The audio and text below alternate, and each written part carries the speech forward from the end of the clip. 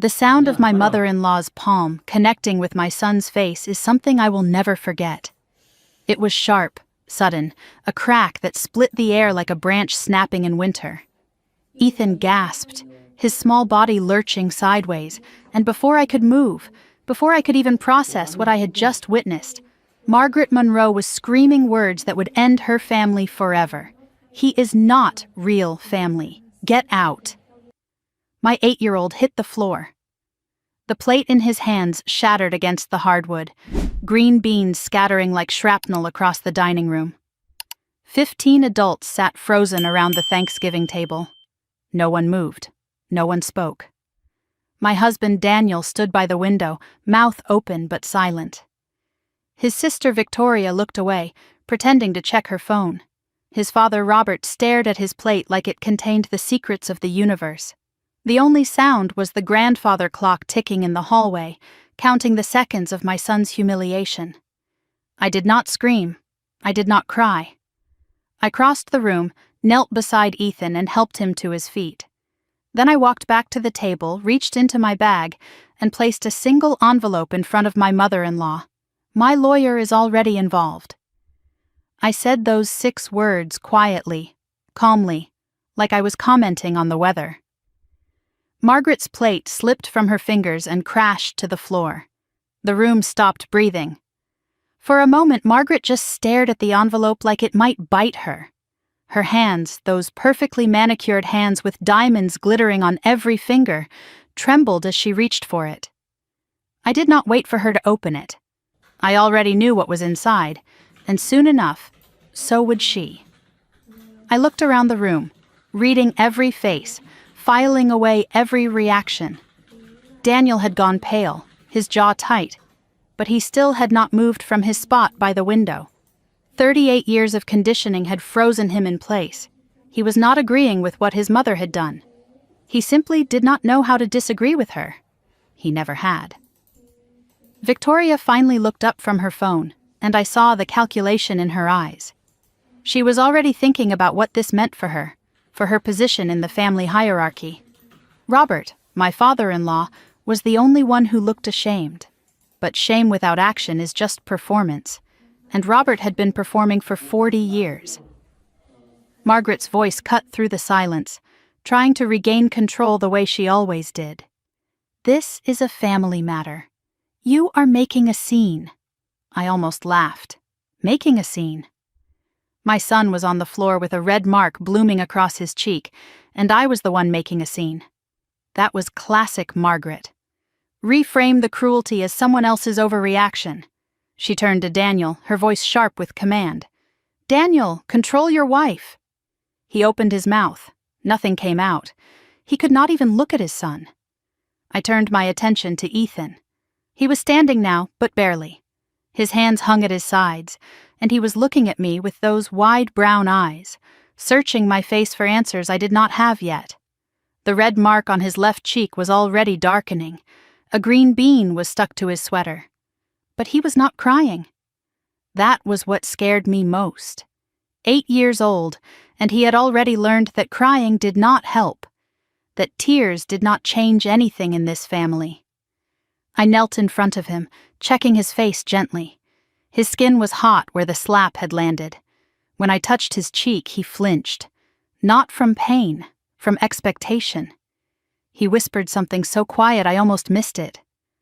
"I am sorry, Mom. I did not mean to sit there." My heart cracked right down the middle. He was apologizing. He was apologizing for being hit.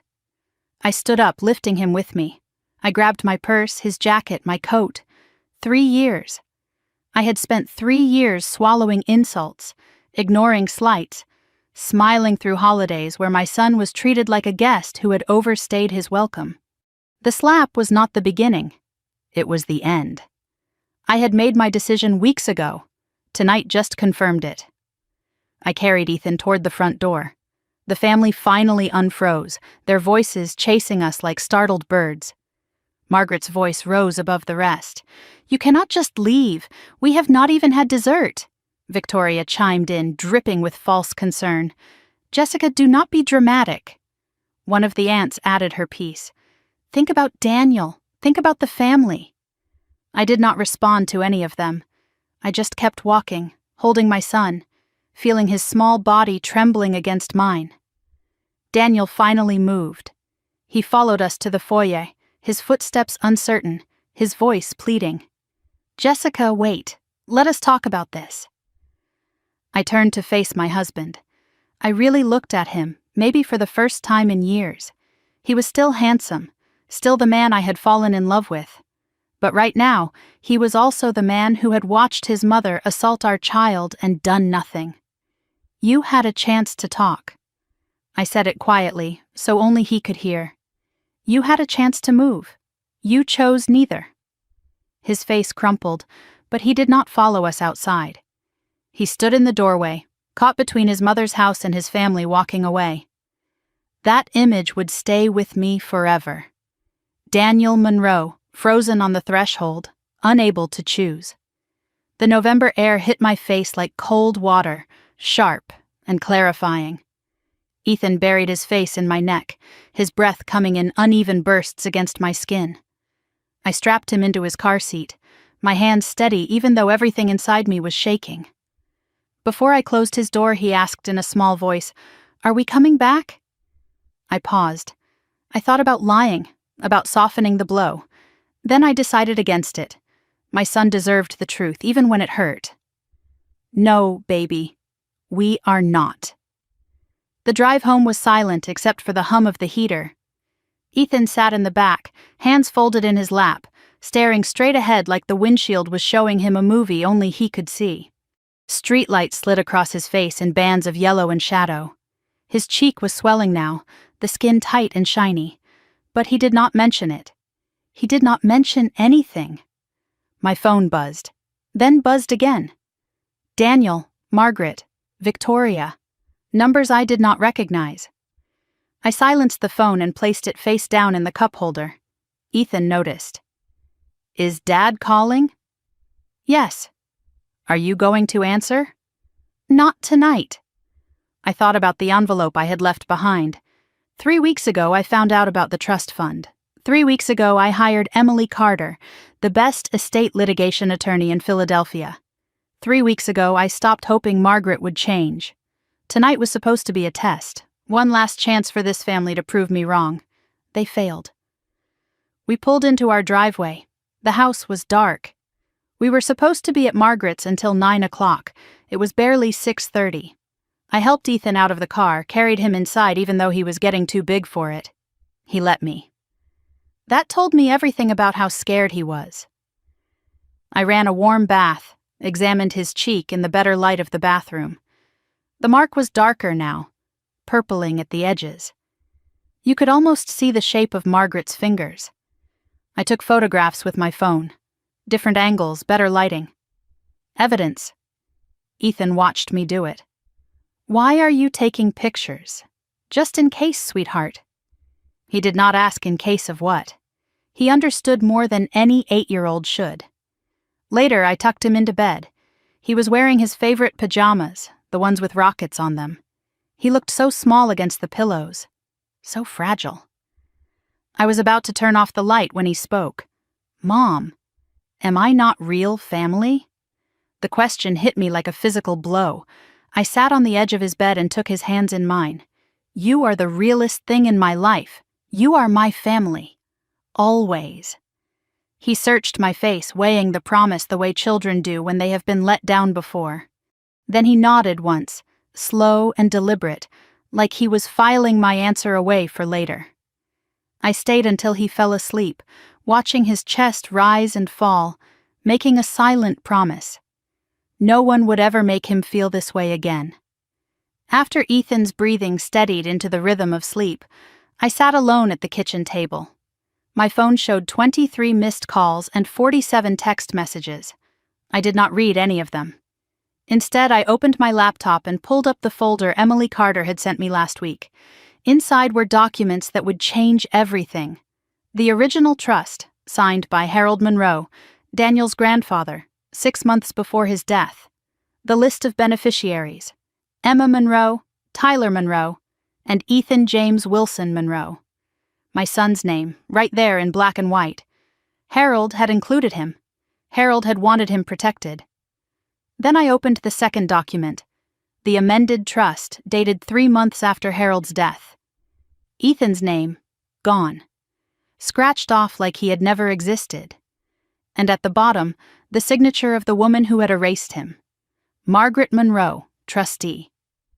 I scrolled through the bank statements Emily had obtained. $153,000. That was Ethan's share of the trust. Gone, redirected, spent on kitchen renovations and a new Lexus and expenses that had nothing to do with any grandchild's education. Margaret had not just slapped my son tonight. She had been robbing him for over a year. I stared at the numbers on the screen. Tomorrow, the real fight would begin. But tonight, I let myself feel one thing clearly. They thought I would stay silent forever. They thought I would keep swallowing the insults, keep smiling through the cruelty, keep teaching my son that belonging was something he had to earn from people who would never give it. They were wrong. Margaret Monroe had no idea what she had awakened when she raised her hand against my child, but she was about to find out. I sat outside Ethan's bedroom door for almost an hour after he fell asleep. I told myself I was just checking on him, making sure his breathing stayed steady, watching for signs of nightmares. But the truth was simpler. I could not make myself move. The house felt too quiet, too empty without Daniel in it. Every creak of the floorboards sounded like an accusation. Eventually, I forced myself to stand and walk to the kitchen. The coffee I made went cold in my hands, while I stared at my phone. The 47 text messages from earlier had multiplied to 89. I scrolled through them, my stomach turning with each one. Margaret's message sat at the top, all capital letters.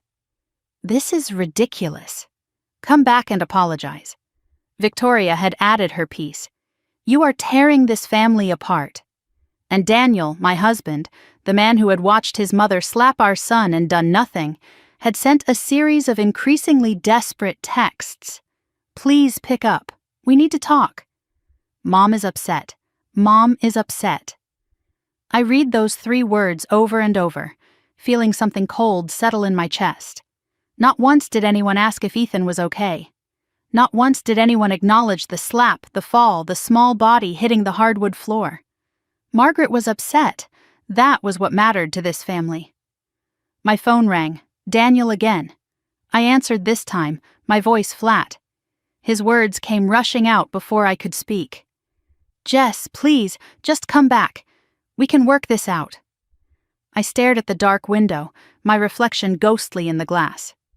Is your mother going to apologize? A long pause. She says Ethan provoked her. He took Emma's seat. My blood went cold. He is 8 years old, Daniel. He sat in a chair. I know, but if we could just talk about this, maybe smooth things over. I hung up without saying goodbye. There was nothing left to say. I poured myself a glass of wine I did not drink, just held it while the memories came flooding back. 3 years ago, I had been so hopeful. A single mom who had finally found love again. Daniel was kind, patient with Ethan, everything I thought I needed. He seemed like an answer to prayers I had stopped praying. When he proposed, I thought my life was finally falling into place. I had no idea what I was walking into. The first time I met Margaret, she smiled at me with teeth that did not reach her eyes. Her first question was not about me, not about how Daniel and I met, not about our plans for the future. She looked at Ethan, who was hiding behind my legs, and asked in a voice like polished steel, "And where is his real father?" I should have known then. I should have seen the warning signs written across her face like a roadmap to disaster. But I was in love, and I wanted so badly for it to work. Daniel said she was like that with everyone at first. He promised she would warm up. She never did. The slights started small. So small I could almost convince myself I was imagining them. Family dinners where Ethan was seated at a separate table, alone, while the other children sat with the adults. Birthday cards for Emma and Tyler, but nothing for Ethan. family photographs taken conveniently when Ethan and I happened to be in the bathroom or getting something from the car.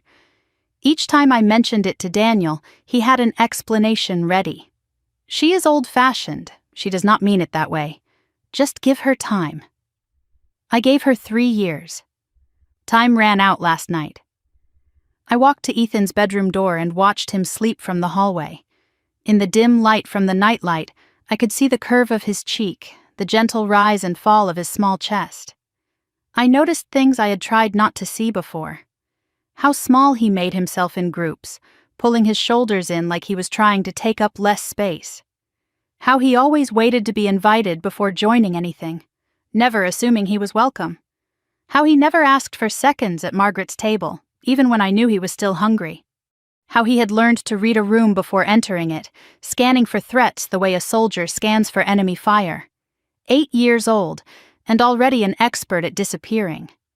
Last Christmas played through my mind like a movie I could not stop watching. We were at Margaret's house for the gift exchange. The tree was enormous, professionally decorated, dripping with gold and crystal. Emma unwrapped her gift first. A brand new iPad, the latest model, wrapped in shiny paper with a bow as big as her head. Tyler went next. A gaming console, the one every kid had been begging for all year. Then it was Ethan's turn. He opened his gift carefully, the way he did everything in that house. Careful not to make a mess, careful not to draw too much attention.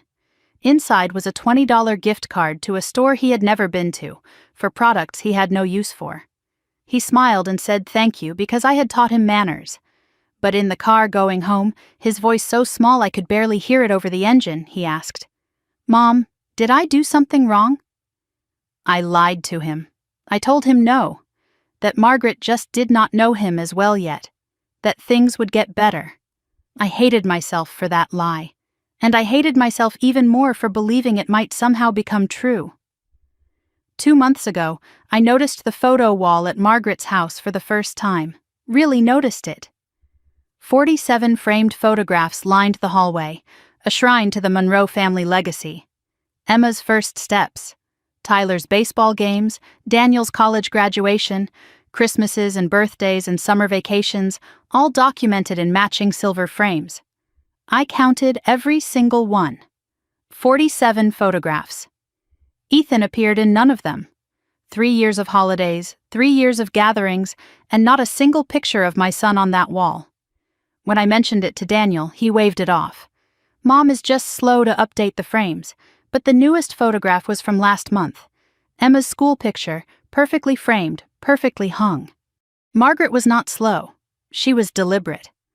I must have dozed off at the kitchen table because when I opened my eyes, gray dawn light was seeping through the windows. My neck ached and my coffee was cold. I had never made it to bed. I checked on Ethan first. He was already awake, sitting up in bed staring at the wall like he could see something written there that no one else could read. The bruise on his cheek had turned purple overnight, ugly and dark against his pale skin. He did not look at me when I came in. I made pancakes, his favorite, and set them in front of him at the kitchen table. He ate 3 bites and pushed the rest around his plate, making shapes in the syrup. Finally, he asked the question I had been dreading. "Is Dad coming home?" My chest tightened. "I do not know, baby." Ethan nodded, like he had expected that answer. His voice was matter of fact, the way children sound when they have already accepted something adults are still fighting against. "It is okay. I know he has to take care of his mom, 8 years old, already making excuses for the adults who kept failing him." After breakfast, I asked to see his cheek in better light. He tilted his face up obediently, too used to being examined, inspected, assessed. The bruise was the size of Margaret's palm. You could almost see the individual finger marks pressed into his skin like a signature. I took more photographs, different angles, better lighting. Ethan watched me with those old eyes of his. "Why are you taking pictures? Just in case, sweetheart." He did not ask in case of what. He just nodded and touched his own cheek, gently, like he was checking to make sure it was still there. Then he asked me something that nearly broke me in half. "Mom, can I ask you something?" Always, baby. When Grandma said I am not real family, what does that mean? I knelt in front of him, took his hands in mine. It means she is wrong, Ethan. It means she does not understand what family really is. He considered this, his forehead wrinkling with thought. But Dad is her real son, and Emma is her real granddaughter. And I am just... He could not finish the sentence. He did not have the words for what he was. I pulled him into a hug so tight I was afraid I might hurt him. You are my real son. You are Daniel's real stepson. You are real, Ethan. More real than anyone in that room last night. His tears came then, finally, soaking through my shirt. The tears he had been holding back since the moment Margaret's hand connected with his face. Then why does it hurt so much? I did not have an answer, because the truth was, it hurt because he had started to believe them. Somewhere along the way, over 3 years of exclusion and slights and being treated like a guest in his own family, my son had started to believe he did not belong. Mid-morning, I heard a car in the driveway. Daniel's sedan pulled in, and I watched from the window as he sat there for a long moment before getting out. He looked like he had not slept either. Dark circles under his eyes, shirt wrinkled like he had spent the night in it. Because he had. He had stayed at his mother's house while his son cried himself to sleep.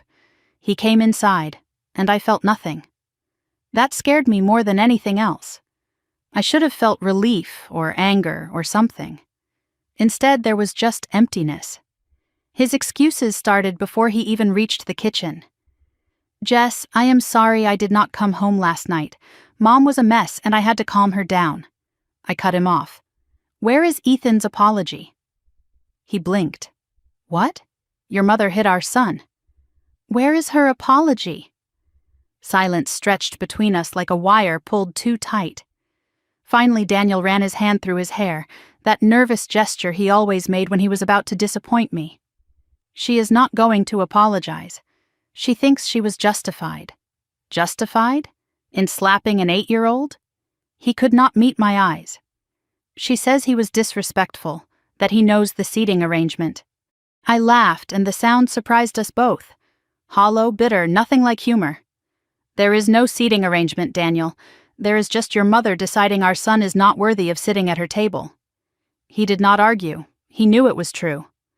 I stood up and faced my husband. You stood there. You watched her hit him. You said nothing. His eyes filled with tears. I know. I was in shock. You were not in shock. You were obedient. The word landed like another slap. Daniel flinched. That is not fair. Neither is letting your mother abuse your child. The word hung in the air between us. Abuse. Neither of us took it back. Daniel sat down heavily, put his head in his hands. You do not understand what she is like, what she has always been like. Then tell me. For the first time in our marriage, he did. He told me about growing up under Margaret's control. She decided everything. His clothes, his friends, his college, his career, even his girlfriends. He told me about his older brother Marcus, who tried to break free. Marcus married a woman Margaret did not approve of. A black woman named Keisha. Margaret gave him an ultimatum. The family or the marriage? Marcus chose his wife. Within a month, Margaret had erased him completely. Photos removed from the walls. Name never spoken. Inheritance revoked. Daniel was 15 years old when he watched his brother become a ghost. He learned the lesson Margaret intended. Obedience meant survival. I asked Daniel once if he could call Marcus. Daniel's voice was barely a whisper. Mom said if I did, I would be next.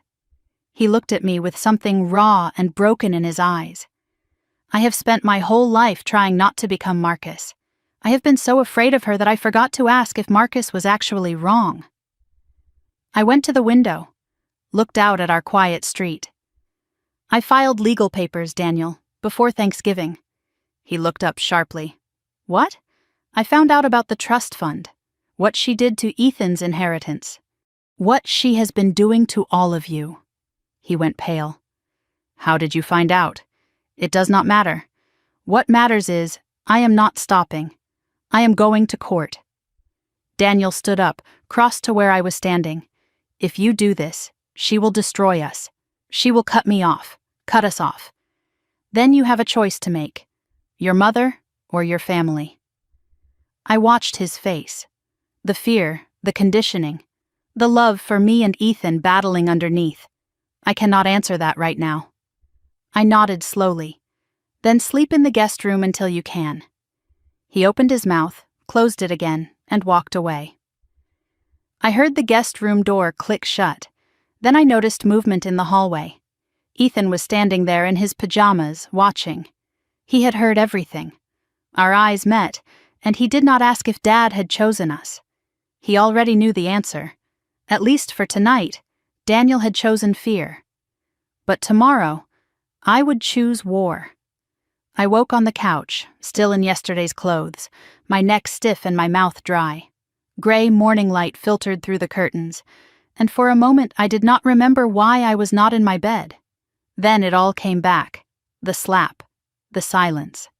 Daniel choosing the guest room because he could not choose me. The house was quiet. I checked the hallway. The guest room door was still closed. Daniel had not emerged. I did not know if he had slept at all, but I was not going to knock to find out.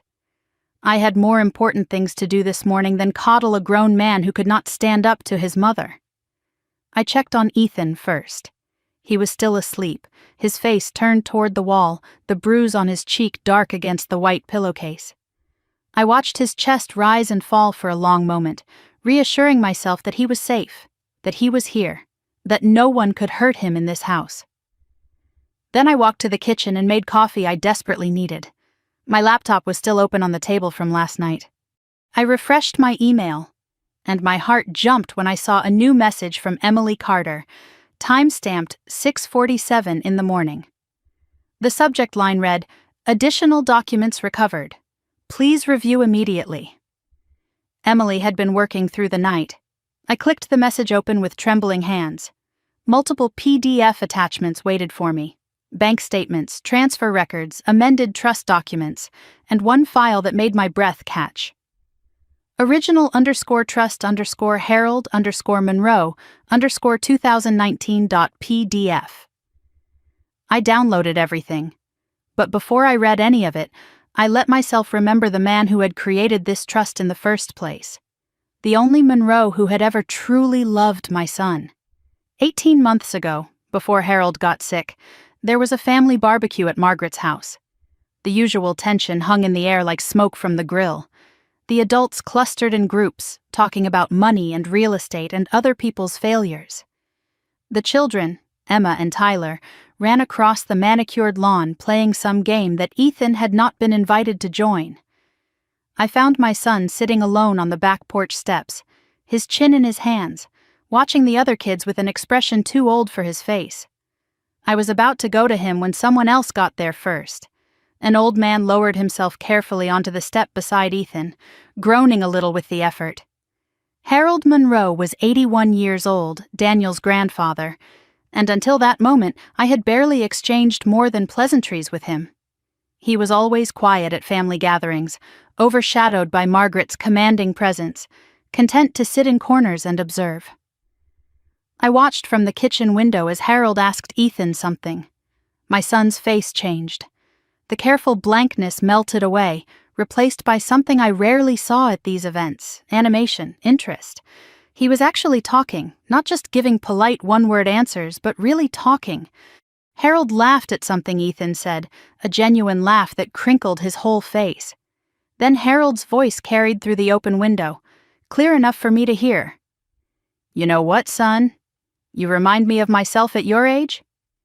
Ethan looked up at him. "Really? Really?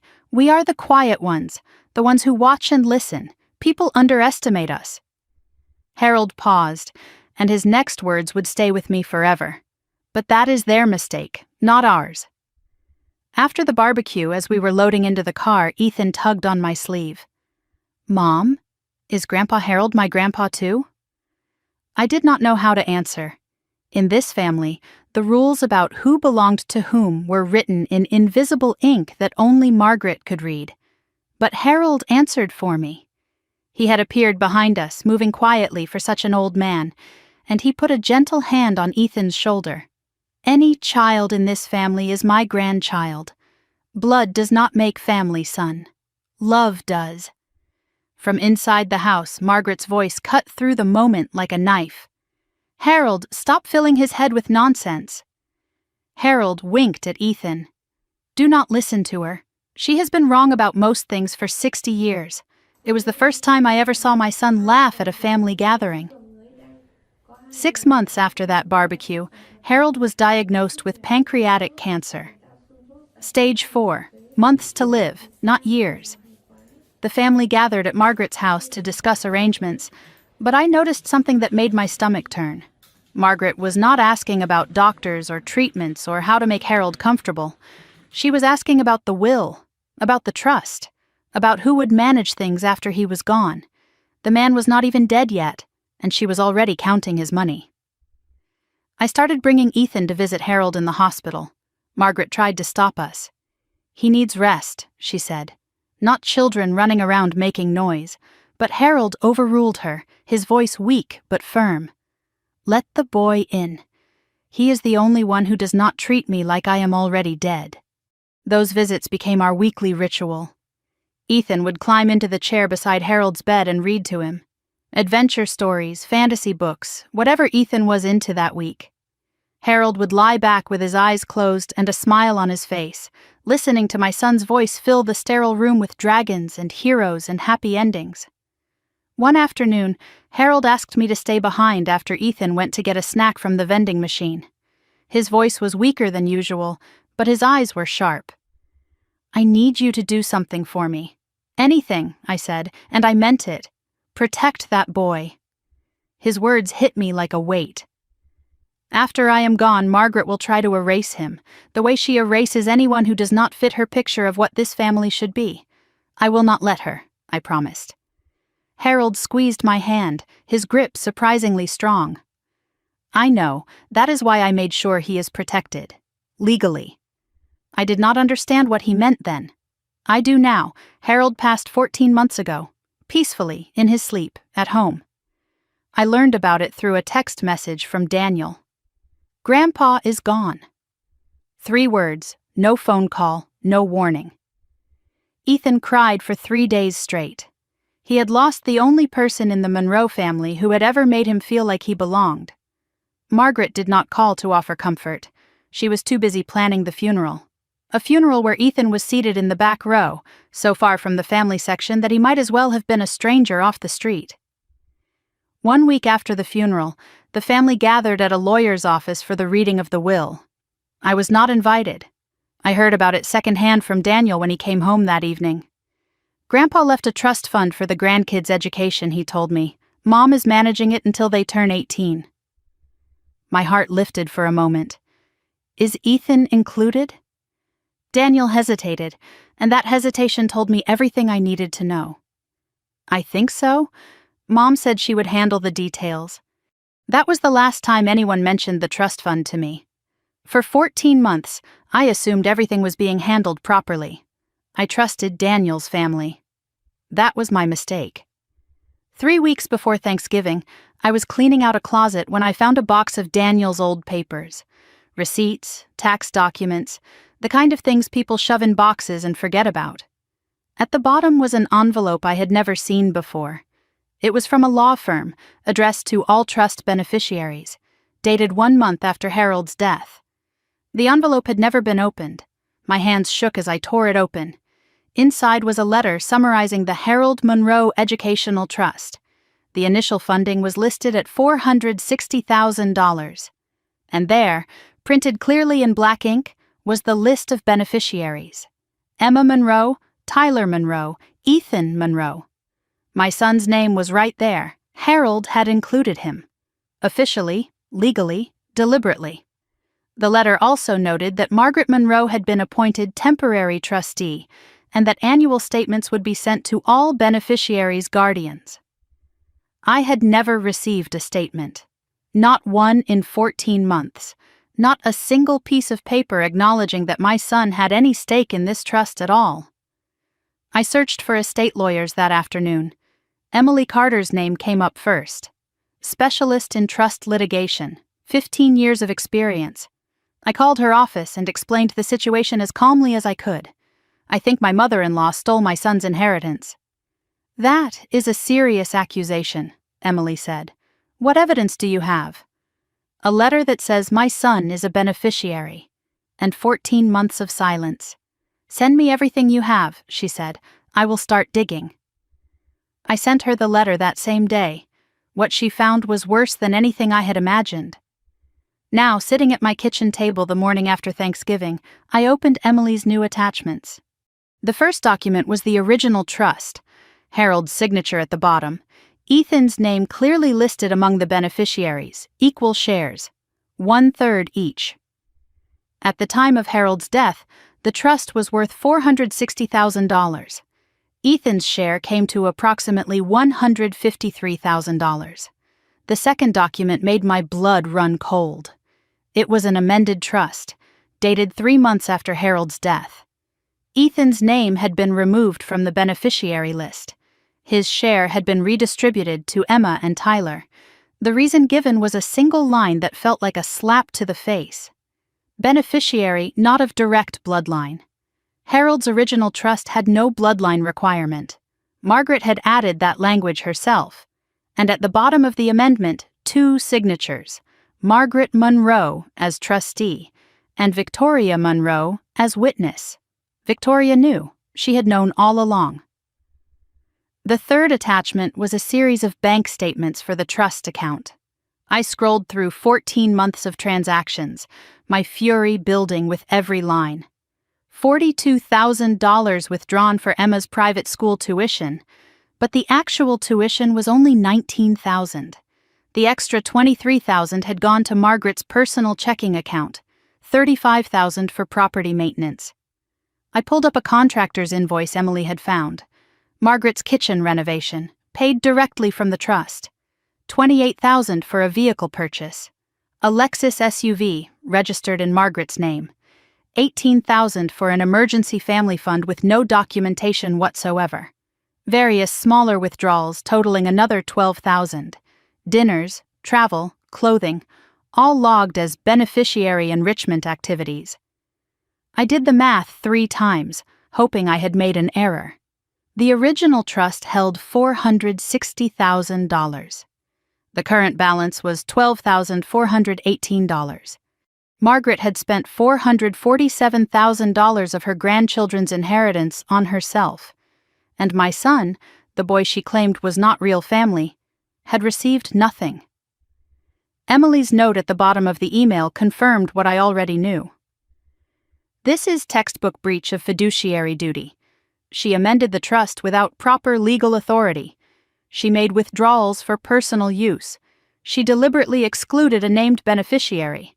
This is not just unethical, Jessica. It is fraud. I stared at that word. Fraud. Margaret had not just excluded Ethan from her family, she had stolen his future. I was so absorbed in the documents that I did not hear footsteps behind me. Daniel's voice made me jump. "What are you reading?" I turned. He stood in the kitchen doorway, unshaven, exhausted, still in yesterday's wrinkled clothes. His eyes went to the laptop screen, to the legal documents displayed there. He crossed the room and read over my shoulder, his face going white. "Where did you get these?" His voice was barely a whisper. "From a lawyer. Harold's original lawyer, the one your mother apparently forgot to mention." He scrolled through the bank statements, the amended trust, the evidence of theft laid out in black and white. I did not know it was this bad. I looked at him. "Did you know it all?" He could not meet my eyes. That was answer enough. I closed the laptop.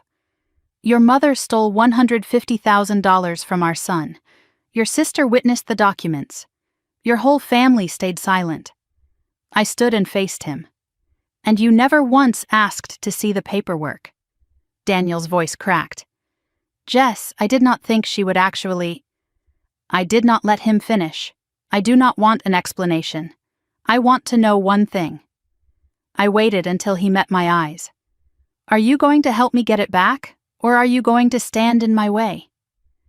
The kitchen clock ticked in the silence. Daniel did not answer. But tomorrow I would not need him to. I had the evidence now.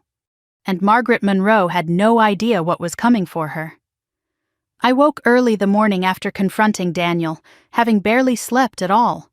My mind had been racing through documents and numbers and legal strategies until sometime around 4 a.m, when exhaustion finally pulled me under. When I opened my eyes, gray light was seeping through the curtains, and Daniel was already gone from the guest room. A note sat on the kitchen counter, his handwriting rushed and uneven. "I need time to think.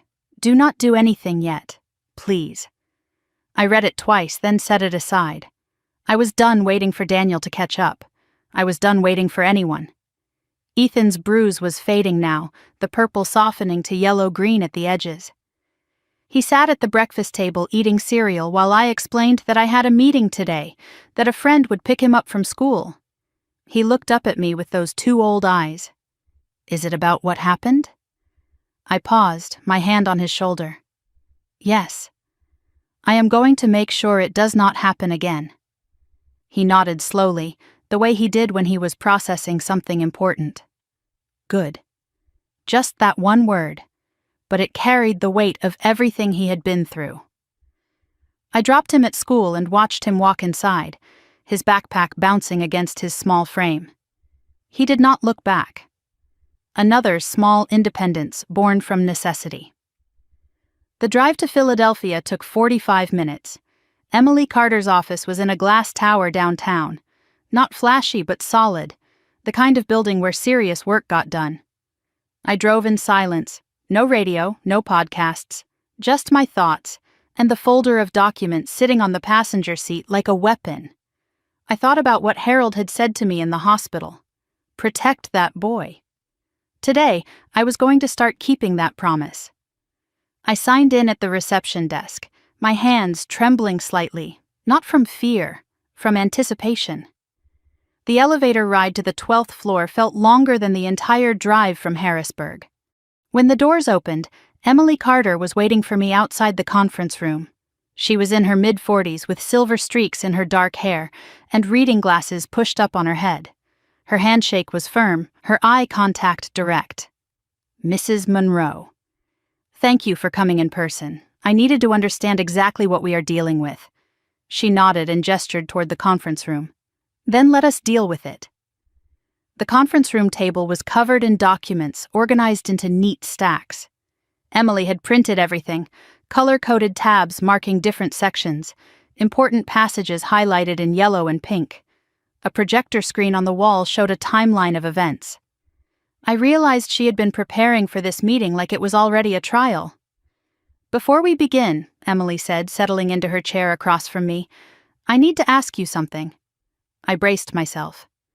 "How far are you willing to go?" I did not hesitate. "As far as it takes." Emily smiled, not warm exactly, but satisfied. "Good, because what I am about to show you will make you want to go further." She clicked to the first slide. The Harold Monroe Educational Trust, established March 2019. Purpose: education funding for grandchildren. Initial funding: $460,000. She pointed to the list of beneficiaries: Emma Victoria Monroe, Tyler James Monroe, and Ethan James Wilson Monroe. I noticed the name Emily had highlighted. Harold used Wilson Monroe. He gave Ethan both names. "Your son was not an afterthought," Emily said. "Harold specifically added him 6 months before his death, with a formal amendment. He planned for this." My throat tightened. Even dying, Harold had been fighting for my son. Emily highlighted a section on the next slide. "This is important. The trustee provisions." Margaret was appointed as primary trustee, but only temporarily. A successor trustee was supposed to be appointed by the beneficiary's guardians within 12 months. She was never meant to be permanent. I stared at the screen. "But she has been managing it for 14 months. Emily nodded. "Because she never notified anyone that a successor needed to be appointed. She never sent the required annual statements. She never disclosed the trust's existence to you at all. Is that illegal? It is a breach of her fiduciary duty. And it is just the beginning. The next slide showed the amended trust document, dated July 2023, 3 months after Harold's death. Emily walked me through the changes. Ethan's name removed from the beneficiary list. His 1/3 share redistributed to Emma and Tyler. Reason given, beneficiary not of direct bloodline. Harold's original trust had no bloodline requirement, Emily said. Margaret added that language herself. I stared at the document, at my son's name crossed out like he had never existed. She just erased him. And your sister-in-law witnessed it. Emily pointed to the signature at the bottom of the page. Victoria Monroe, her handwriting neat and careful. Something cold settled in my chest. Victoria had known. She had participated. She had signed her name to my son's erasure and never said a word. Emily pulled up a spreadsheet, 14 months of bank activity highlighted and annotated. Let me walk you through where the money went. I leaned forward, forced myself to look. May 2023. $22,000 withdrawn for administrative fees. No receipts, no documentation. July 2023. $42,000 for Emma's private school tuition. Emily's voice was clinical, precise. The actual tuition is $19,000. The extra $23,000 went directly to Margaret's personal account. September 2023, $35,000 for property maintenance. She remodeled her kitchen. I have the contractor's invoice. It was paid from the trust. November 2023, $28,000 for a vehicle purchase. A down payment on a Lexus SUV registered in Margaret's name. January 2024, $18,000 for an emergency family fund. No documentation whatsoever. It simply vanished. Throughout 2024, various smaller withdrawals totaling $12,000. Dinners, travel, clothing, all logged as beneficiary enrichment activities. Emily showed me the final number, and I felt like I had been punched in the stomach. Original trust, $460,000. Current balance, $12,418. Missing $447,582. Ethan's original share, $153,333. She did not just steal from your son, Emily said. She stole from all 3 grandchildren, but your son got nothing while she was spending everything. My voice came out steadier than I expected. What can we do? Emily outlined the path forward, ticking off options on her fingers. First, we file a petition for court review of trust administration. Second, we request immediate removal of Margaret as trustee. Third, we demand a full accounting of all expenditures. Fourth, we seek restitution plus interest plus legal fees. Fifth, we potentially refer the case to the district attorney for criminal fraud charges. I looked up sharply. Criminal? Emily's expression was serious. This is serious enough for criminal prosecution.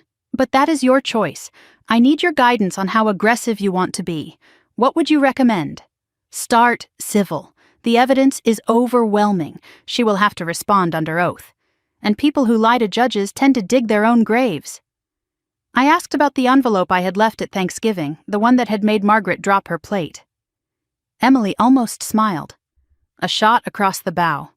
She explained what was inside.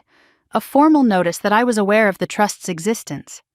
A request for immediate production of all trust documents. A notice of intent to seek legal remedy if documents were not provided within 10 days. It was not a lawsuit, Emily said. It was a warning. But she does not know that. Right now, Margaret is panicking. She is calling lawyers. She is trying to figure out how much you know. And how much do I know? Emily leaned back in her chair. Everything. She explained the timeline. Margaret had 10 days to respond to the document request. If she complied, we would have confirmation of everything we already knew. If she refused, we could go directly to court with evidence of obstruction. Either way, she loses, Emily said.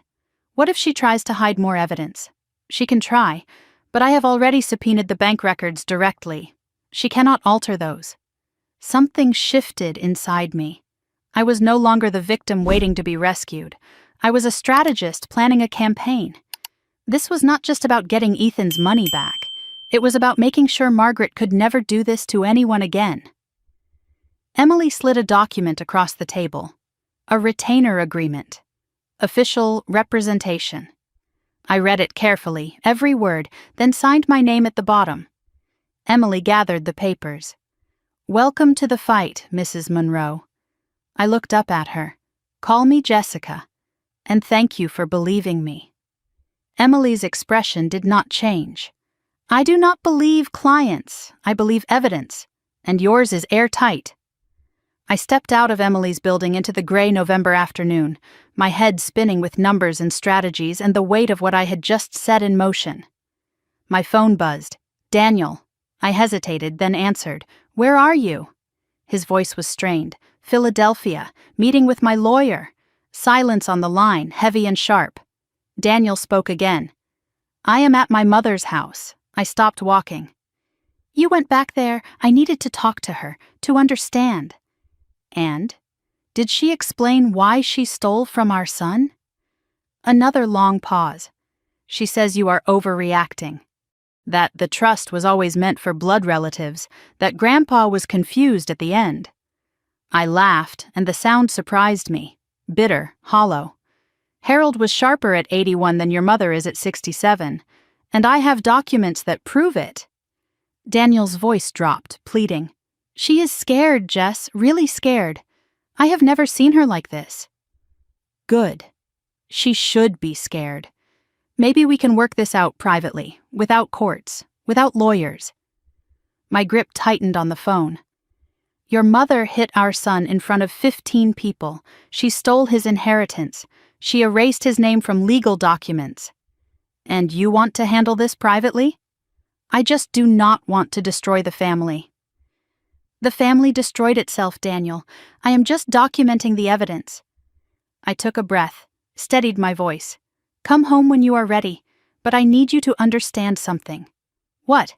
I am filing the petition tomorrow, with or without you. Jess, please. I did not let him finish. I am done waiting for your family to do the right thing. Now, I am going to make them. I hung up before he could respond. The drive home felt different than the drive there. I was not nervous anymore. I was not second-guessing myself. The numbers played through my mind like a drum beat. 460,000. 153,000. 12,000. I thought about Margaret's kitchen renovation, her new Lexus, all built on money meant for children's futures. Built on erasing a boy who had done nothing wrong except exist. I picked up Ethan from my friend's house. He was quiet in the car, sensing something different about me. Mom? Did something happen? Something is going to happen. Something good. He did not ask more. He trusted me. That trust was everything. That night after Ethan fell asleep, I sat at the kitchen table with my phone glowing in the darkness. 3 missed calls from Margaret. I did not listen to the voicemails. 2 texts from Victoria. You are making a huge mistake. Call me before you do something you cannot take back. I screenshotted both messages. Everything was evidence now. I opened my laptop and began drafting my own timeline of events. For the petition, for the court, for the record. Margaret Monroe had built her kingdom on silence and fear. She had spent decades controlling everyone around her, erasing anyone who did not fit her vision of what family should be. Tomorrow, the silence would end, and Margaret would learn what happens when a mother stops being polite and starts fighting for her child. 1 week had passed since Thanksgiving. The petition was filed, sitting in the court system like a bomb waiting to detonate. Daniel had been sleeping in the guest room every night, and we moved around each other like polite strangers, speaking only about Ethan. The bruise on my son's face had faded to a faint yellow shadow, barely visible unless you knew where to look. But the bruise on the Monroe family was just beginning to show. Saturday morning, Daniel approached me in the kitchen while I was making coffee. He looked like he had not slept properly in days, dark circles under his eyes, shoulders hunched with the weight of something he did not want to say. "My mother wants to have a family meeting. Tomorrow, at her house." I did not look up from my coffee. "No." Daniel moved closer, desperation in his voice. "Please, she says she wants to talk, to work things out." I finally met his eyes. She has had 3 years to work things out. She chose to hit my son instead. Daniel sat down across from me, his hands clasped together like he was praying. "She is scared, Jess. The legal papers have shaken her. She has never dealt with anything like this before." "Good." I wanted the word to sting, and from the look on his face it did. He tried a different approach. "If you do not come, she will say you refuse to even try, that you are the one being unreasonable. She will twist the narrative, make you the villain." I considered this. The narrative mattered.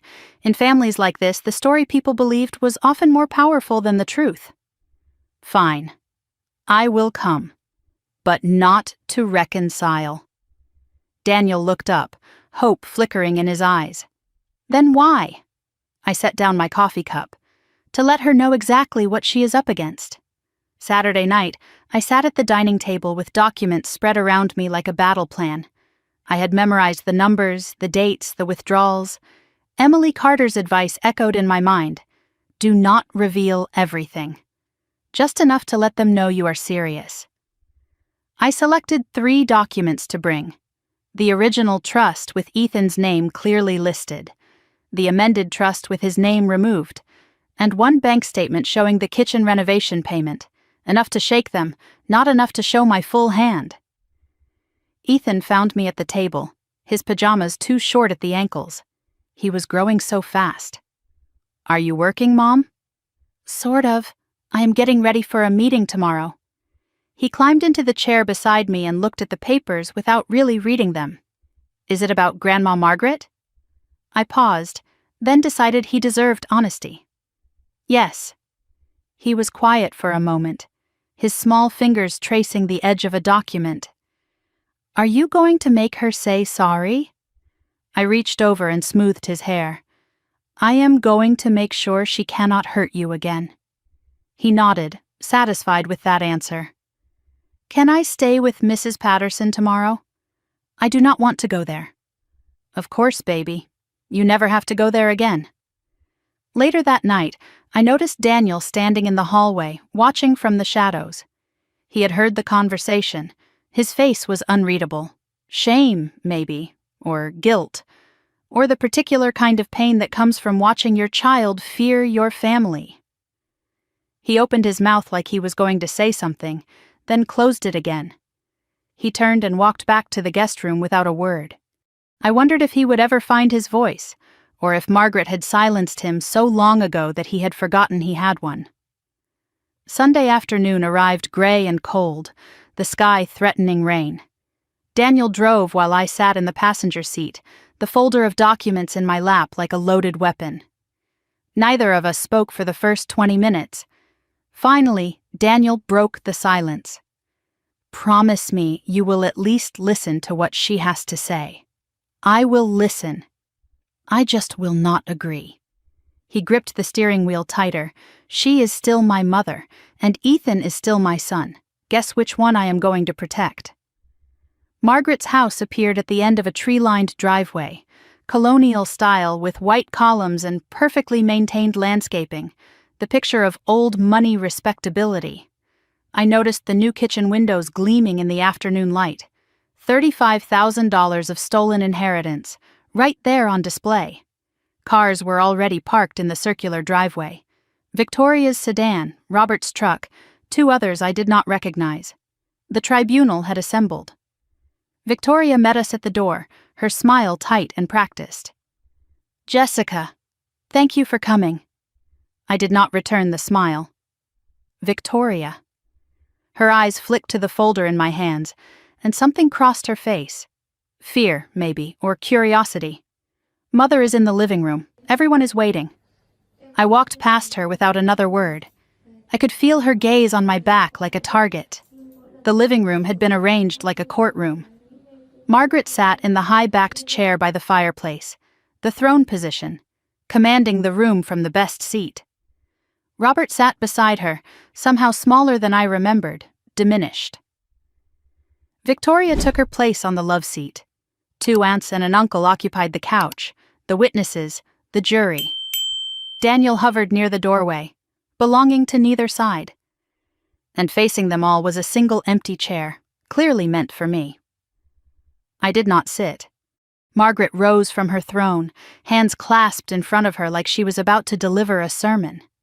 Her voice was honeyed, controlled, the voice of a woman used to getting her way. Jessica, thank you for agreeing to talk like civilized people. I know Thanksgiving was difficult, emotions ran high, things were said that perhaps should not have been said. I noticed what she did not say. She did not say she slapped my son.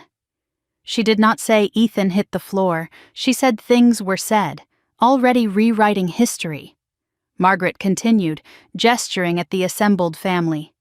Everyone here loves you and Daniel. We want what is best for this family. We are willing to forgive and move forward. If you will just drop this legal unpleasantness. I let the silence stretch out, watching her expression shift. Then I spoke. Forgive what, exactly? Margaret blinked. I am sorry? You said you are willing to forgive. I am asking what you are forgiving me for. Her composure flickered. Well, for making this so difficult, for bringing lawyers into a family matter. So you are forgiving me for responding to assault and theft with legal action. The word theft landed like a grenade in the middle of the room. I watched the relatives on the couch exchange glances. Margaret's face tightened. That is a very strong word. It is the accurate word. Victoria stood up, playing peacemaker. Jessica, I understand you are upset, but surely we can handle this within the family. I turned to her and she flinched. Can we? The way you handled witnessing the trust amendment? Victoria's face drained of color. I do not know what you are talking about. I opened my folder and pulled out the amended trust document. Your signature, right there, witnessing the removal of my son's name. Victoria's mouth opened, then closed. She looked at Margaret, then back at me, then said nothing at all. The silence in the room was deafening. I stepped forward, still holding the folder. Let me tell you what I know. Then you can decide if this is something we can work out. I pulled out papers one by one as I spoke. Harold Monroe created a trust fund for his grandchildren in March 2019. Margaret's jaw tightened, but she said nothing. The original beneficiaries were Emma, Tyler, and Ethan. Equal shares. I looked at Victoria. 3 months after Harold died, you amended the trust. You removed Ethan's name. You cited bloodline, a requirement that Harold never included. Your sister-in-law witnessed it. Then I turned back to Margaret. And then you started spending. I read from the bank statement. My voice steady. $42,000 for Emma's tuition, though the actual cost was $19,000. $35,000 for property maintenance, which paid for your kitchen renovation. $28,000 for a vehicle purchase, your Lexus. $18,000 for an emergency fund, which has no documentation whatsoever. I paused, letting the numbers sink in. $460,000 reduced to $12,000. 97% of the trust gone. The aunts exchanged horrified glances. They had not known. Robert looked up for the first time, something like horror on his face. Victoria was frozen like a statue. Daniel had gone pale by the doorway. Only Margaret remained composed, but her hands were shaking. Those are family funds, used for family purposes. I looked her dead in the eye. Ethan is family. Was his purpose served? Margaret's mask slipped. He was never meant to. She stopped herself, but it was too late. The sentence hung in the air, incomplete and damning. I stepped closer. Finish that sentence. He was never meant to what? Margaret's composure cracked completely. He is not Harold's blood. He is not a Monroe. Harold disagreed. That is why he put Ethan's name in the trust. He was sentimental. He did not understand the importance of maintaining proper boundaries. He understood perfectly. He understood that you would try to erase anyone who did not fit your definition of family. I tucked the papers back into my folder. He just did not live long enough to stop you. But I will. Margaret's voice changed, dropping to something almost intimate. Jessica, let us be practical. Legal battles are expensive, exhausting. They drag on for years. She moved closer, reaching out as if to touch my arm. I stepped back. What do you actually want? Money? I can write you a check today, for Ethan's education. A reasonable amount. I almost laughed. A reasonable amount? 20,000? 30? Enough for a good start. His share was 153,000. Margaret's eye twitched. That is not realistic. It was realistic when Harold was alive. It became unrealistic when you spent it on yourself. Margaret's voice hardened. I managed that trust for the good of this family. You stole from children, including your own grandchildren. Emma and Tyler's shares are nearly gone, too. Victoria gasped. She had not known the full extent. She turned to Margaret. Mom, you said the trust was fine. You said there was plenty for Emma's college. Margaret shot her a look. Be quiet. Victoria's voice rose. With what? You just said there is only 12,000 left. For the first time in the conversation, Robert cleared his throat. Everyone turned to look at him. His voice was quiet, rusty from years of disuse. Margaret, is this true? All of it? Margaret turned on him. Robert, this is not the time. Is it true? She did not answer. Robert closed his eyes and something in him seemed to break. I turned toward the door. Margaret called after me. Where do you think you are going? We are not finished. I paused and looked back at her. Yes, we are. I came to listen. I listened. Now I am going to let the court decide. You will destroy this family. You destroyed it years ago. You just did not realize anyone would notice. I walked toward the door, then stopped beside Daniel. Come home when you are ready to be a father. Then, louder to the room, I will see you all in court. I walked out the front door into cold November air. Behind me, voices rose. Victoria demanding answers, Margaret deflecting. Robert's silence louder than all of them. I did not have my car. Daniel had driven. I pulled out my phone and called a rideshare. I would wait in the cold. It was better than one more minute in that house. As I stood by the curb, my phone buzzed. A text from an unknown number. I opened it and my heart stopped. Jessica, this is Robert. I need to talk to you, alone. There is something about Harold's trust you do not know. I stared at the message, reading it twice to make sure I understood. Behind me, Margaret's voice rose to a shriek inside the house. But for the first time, I was not listening to Margaret. I was wondering what the silent man finally had to say. I stood at the curb outside Margaret's house, cold November wind cutting through my coat. Inside, I could hear muffled shouting, the family imploding without me there to witness it. My rideshare was 7 minutes away according to the app. I read Robert's text again. There is something about Harold's trust you do not know. What could I possibly not know? I had seen the documents, the numbers, the signatures. I had watched Margaret's face when I laid out the evidence. What else was there? The front door opened and Daniel stepped out. He looked wrecked, 10 years older than his 38 years. He walked toward me slowly, hands shoved in his pockets, shoulders hunched against the cold. I will drive you home. I called a ride. Cancel it, please. I studied his face. Something had shifted in him, something I had not seen before. I canceled the rideshare. We drove in complete silence for the first 10 minutes. I watched the trees blur past the window, bare branches reaching toward the gray sky like skeletal fingers. Daniel's knuckles were white on the steering wheel. Finally, he spoke. You were right. About all of it. I waited for more. I have spent my whole life pretending she was not who she is. And tonight, watching her try to buy you off, watching her blame everyone except herself, I could not pretend anymore. I did not respond. I needed more than words. But it was a start. We pulled into our driveway and sat in the parked car, engine off, neither of us moving to go inside.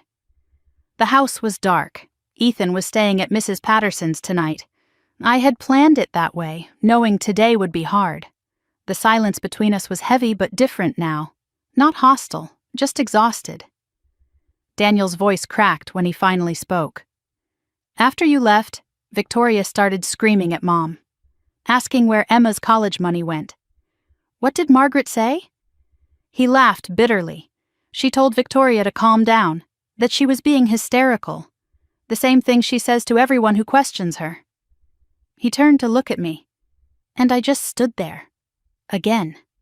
Like I always do. Why? He was quiet for a long moment, because I have been standing there my whole life, and I do not know how to do anything else. I unbuckled my seatbelt and turned to face him fully. I need to know something, and I need the truth. He nodded. Did you know? About the trust, about Ethan being removed. Did you know before I told you? His face crumpled. I did not know the details, but I knew something was wrong. How? Because Mom stopped talking about it. After Grandpa died, she mentioned the trust constantly, managing it, protecting it, making sure it was handled properly. Then suddenly, nothing. Complete silence. And I did not ask because... He trailed off. Because you did not want to know. He nodded, shame written across every line of his face. I am sorry. I am so sorry. I looked at my husband. Really looked at him. I saw the boy who had learned to survive by staying silent. I saw the man who had chosen comfort over courage for far too long. I saw someone who might finally be ready to change. Sorry is not enough, Daniel, but it is a start. I opened the car door. Come inside. We need to talk. Really talk.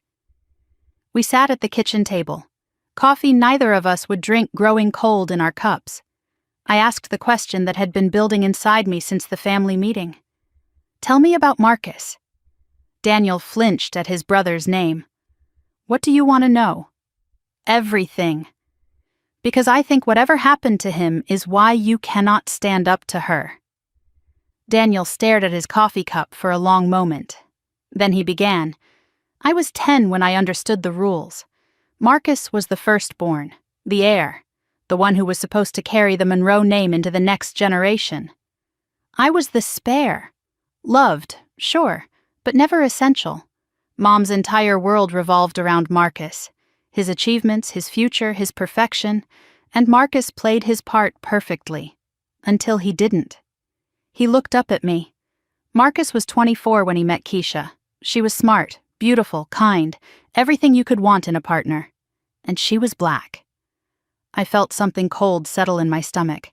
I could already see where this was going. Mom's reaction was immediate and absolute.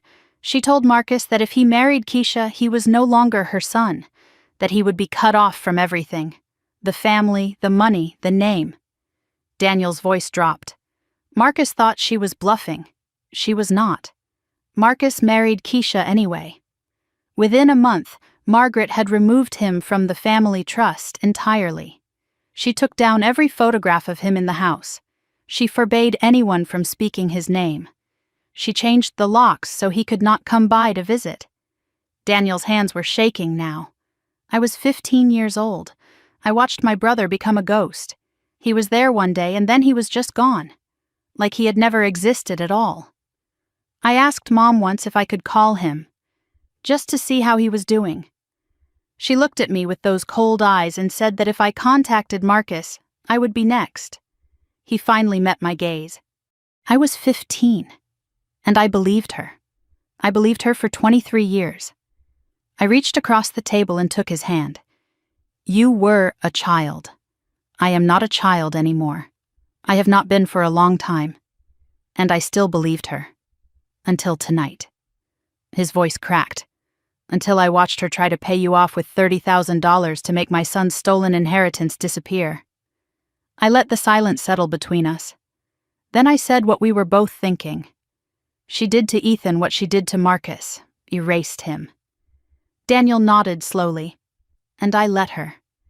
Because I have been so afraid of becoming Marcus that I forgot to ask if Marcus was actually wrong. I squeezed his hand. Was he? No, he married the woman he loved. He stood up for himself.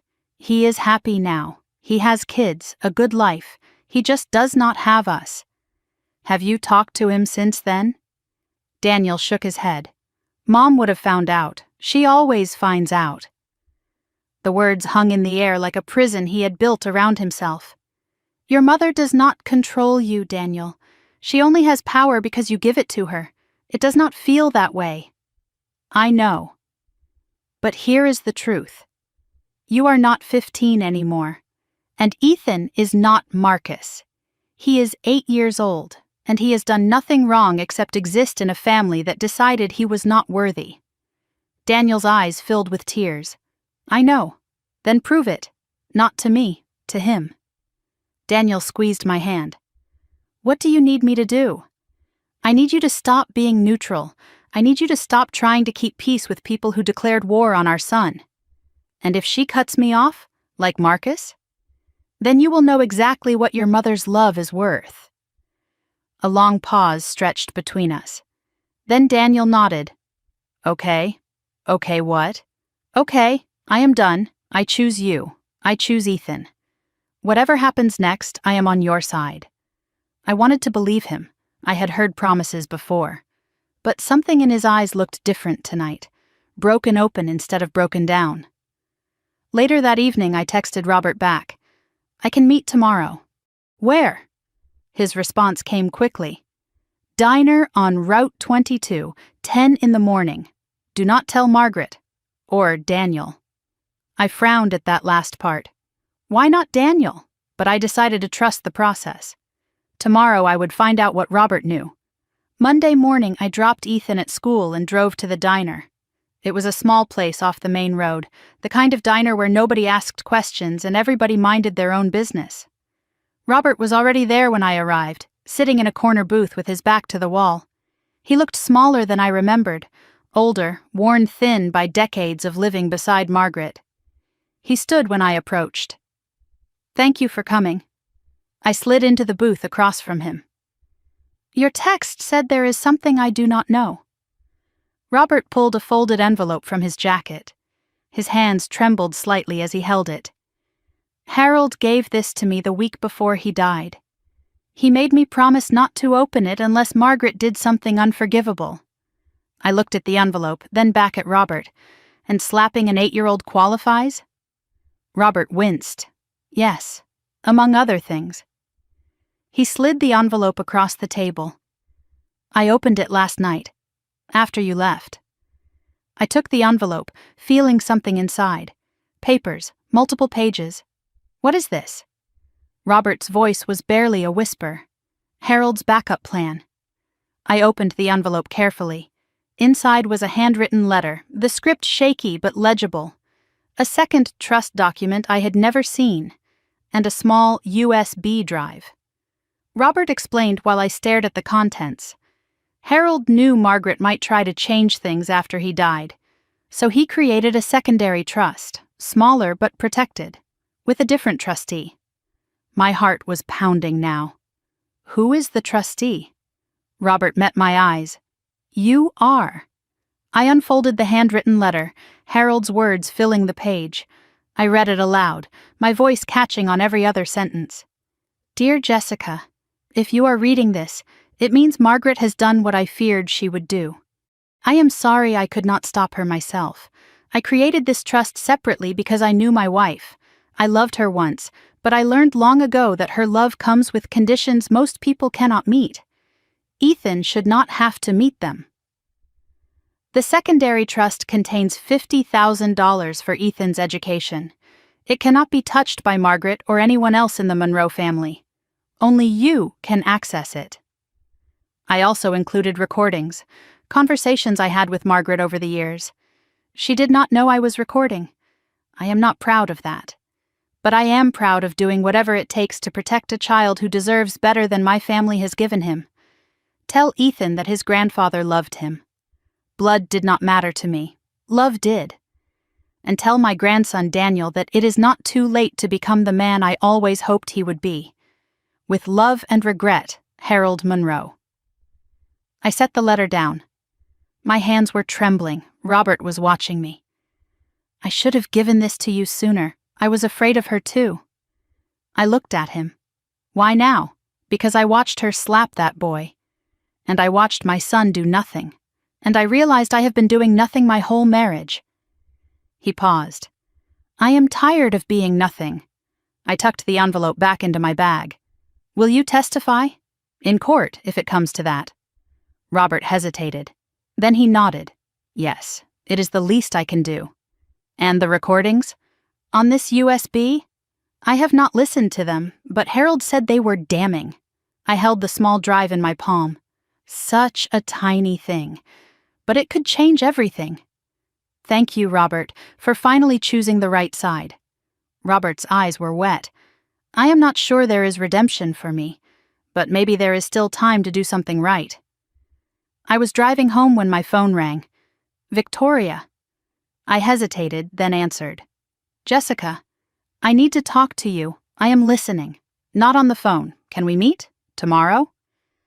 I thought about Victoria, the woman who had signed those documents, who had enabled Margaret's theft for over a year. But Victoria also had not known the trust was nearly empty until I told her. Why should I trust you? A long pause. Because I just found out Mom took out a second mortgage on my house, to cover what she stole, and she forged my signature to do it. My stomach dropped. She forged your signature? Victoria's voice was raw, shaking. I am done protecting her. I want to help you take her down. I pulled into my driveway, my mind racing. Daniel had started to crack. Robert had already broken. And now Victoria wanted to flip. Margaret's fortress was crumbling from the inside, but I knew better than to celebrate early.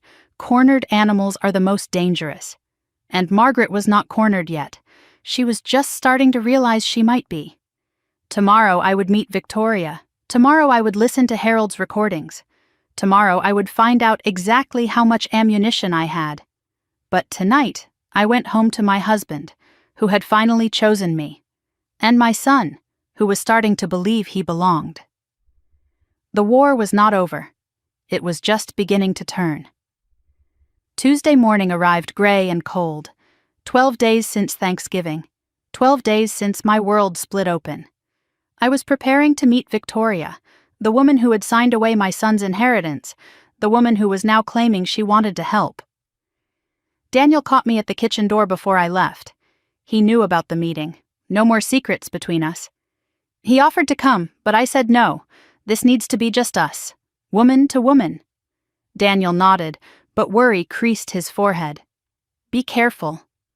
Victoria has spent her whole life surviving Mom. That makes her unpredictable. I picked up my keys. So have I. That makes us even. Before leaving, I checked on Ethan. The bruise was almost completely gone now, just a faint yellow smudge that would disappear within days. He was doing homework at the kitchen table, his pencil moving steadily across the page. He looked up when I approached. Are you going somewhere? A meeting. I will be back before dinner. He nodded and returned to his work. Then, without looking up, he asked the question that had been sitting between us for days. Is it getting better, the family stuff? I paused in the doorway. It is getting clearer. That is not the same thing. But it is a start. He seemed satisfied with that answer.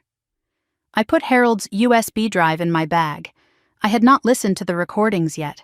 Part of me had been waiting, sensing they should be shared. Maybe Victoria needed to hear them too.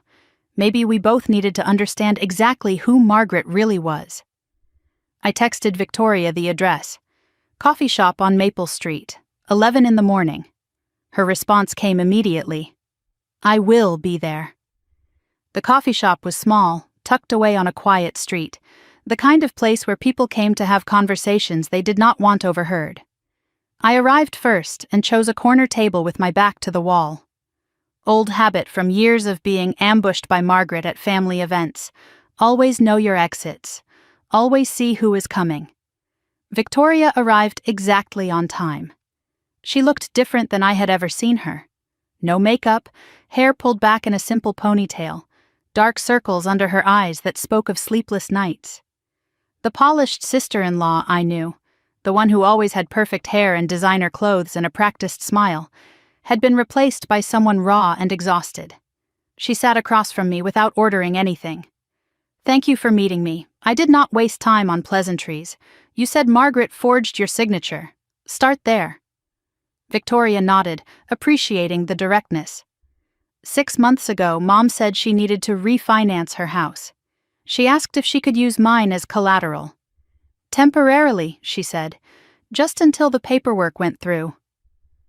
I said no. I felt something tighten in my chest.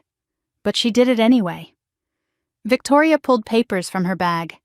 "I found out 2 days ago, after the family meeting. I went home and started checking my mortgage statements. Something I should have done months ago." She slid the documents across the table. "Second mortgage, $200,000, my signature." But I never signed anything. I examined the papers carefully. The signature did look like Victoria's.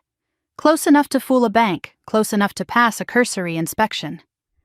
How did she get away with this? Victoria laughed, but there was no humor in it. "Mom has been signing things for me since I was 18. School forms, car loans, credit card applications. She always said she was helping, making things easier." I thought I was lucky to have a mother who handled the complicated stuff. I looked up at her. She was building a trail, making it look normal so no one would question it when she needed to forge something bigger. Victoria's eyes filled with tears she quickly wiped away. "I have been under her financial control my entire adult life. I just did not see it until now." She paused. "I thought I was the favorite, the good daughter. Turns out I was just the most useful." Victoria told me her story then. The parts I had never seen, the parts she had hidden even from herself. Margaret controlled everything. Victoria's college choice, her career, her marriage. "I wanted to be a veterinarian," Victoria said. "I loved animals. I was good with them. Mom said it was not prestigious enough for a Monroe. She made me go into finance instead." Victoria's husband Richard was Margaret approved. She introduced us, practically arranged the whole thing. I thought I loved him. Now I realize I just loved her approval. When Emma was born, Margaret's control intensified. Mom started a college fund for Emma, managed it herself, said she was protecting Emma's future. I interrupted. "Let me guess. That fund is empty too." Victoria nodded. 12,000 left. Out of 80,000. The same pattern. Different victim. Every time I tried to push back, Mom reminded me how much she had done for me, how much Emma needed her grandmother. How ungrateful I was being. Victoria's voice hardened. "I spent 34 years thinking I was loved. I was owned." Victoria looked at me directly. "When you stood up at that meeting, I hated you. I thought you were destroying our family." And now? Now I realize the family was already destroyed. You were just the first one honest enough to say it out loud. She reached into her bag and pulled out her phone. "I have something you need to see." She scrolled through text messages and turned the screen toward me, a conversation with Margaret spanning the past year. I read the messages, feeling my fury build with each one. "Do not discuss the trust with anyone. Family matters stay in the family. I have handled Ethan's situation. No need to mention it to Jessica. Sign the enclosed documents. Do not read them, just sign. Trust me, if anyone asks about the funds, refer them to me." I looked up. "Can I screenshot these?" Victoria nodded. "Take whatever you need. There is more. Emails, bank records she asked me to hide. I kept copies of everything. Why? Because even when I was loyal to her, some part of me knew this day would come." I pulled out Harold's USB drive. "Your grandfather left this. Robert gave it to me yesterday." Victoria's eyes widened. "Dad talked to you? He is done being silent." And apparently, so was Harold. Before he died, I explained the secondary trust, Harold's letter, the recordings. Victoria stared at the small drive. Recordings of what? I do not know. I have not listened yet. I thought maybe we should hear them together. Victoria hesitated, then nodded. Let us do it. We moved to my car for privacy. The coffee shop was too public for what we were about to hear. I plugged the USB into my laptop and navigated to the audio files. 3 recordings, dated 6 months before Harold's death. I clicked the first one. Harold's voice filled the car, thin but clear. I want to make sure Ethan is included in everything. Then Margaret's voice, sharp and dismissive. Harold, he is not even Daniel's biological child. Harold again. That does not matter to me. Margaret's tone hardened. It matters to the family legacy. We can't dilute the Monroe name with... Harold cut her off. With what, Margaret? With love? With a child who needs us? Margaret's response was cold. You are being sentimental. Harold's voice strengthened despite his illness. I am being decent. Something you have forgotten how to be. The recording ended. Victoria was pale. She knew. Even then, she was planning to remove him. I skipped to the 3rd file, the one labeled Confrontation. Harold's voice was weaker now, closer to the end. I know what you are planning, Margaret, after I am gone. Margaret's dismissive laugh. You are imagining things. The medication is affecting your mind. Harold was not deterred. I am dying, not stupid. I have seen how you treat that boy. I have seen how you treat anyone who does not serve your purpose. Margaret's voice turned hard. Everything I do is for this family. Harold's response was immediate. No, everything you do is for control, and when I am gone, you will have no one left to stop you. A long pause. Then Margaret's voice, cold and clear. Then I suppose it is good you will not be around to see it. The recording ended. Silence filled the car. Victoria whispered. She knew he was dying. And she just waited. She waited for him to die so she could do whatever she wanted. We sat without speaking for a long moment. Victoria's hands were shaking. I spent my whole life trying to please her, and she is just empty inside. I shook my head. She is not empty. She is strategic. There is a difference. Victoria looked at me. How do you stay so calm? I am not calm. I am focused. There is a difference there, too. Victoria straightened in her seat, wiping her eyes. What do you need from me? Your testimony. In court. About the trust amendments, the texts, the forgery. Victoria's face paled. That means going against her publicly. Yes. She will try to destroy me. She has already been destroying you. At least this way, you fight back. Victoria was quiet, calculating the cost.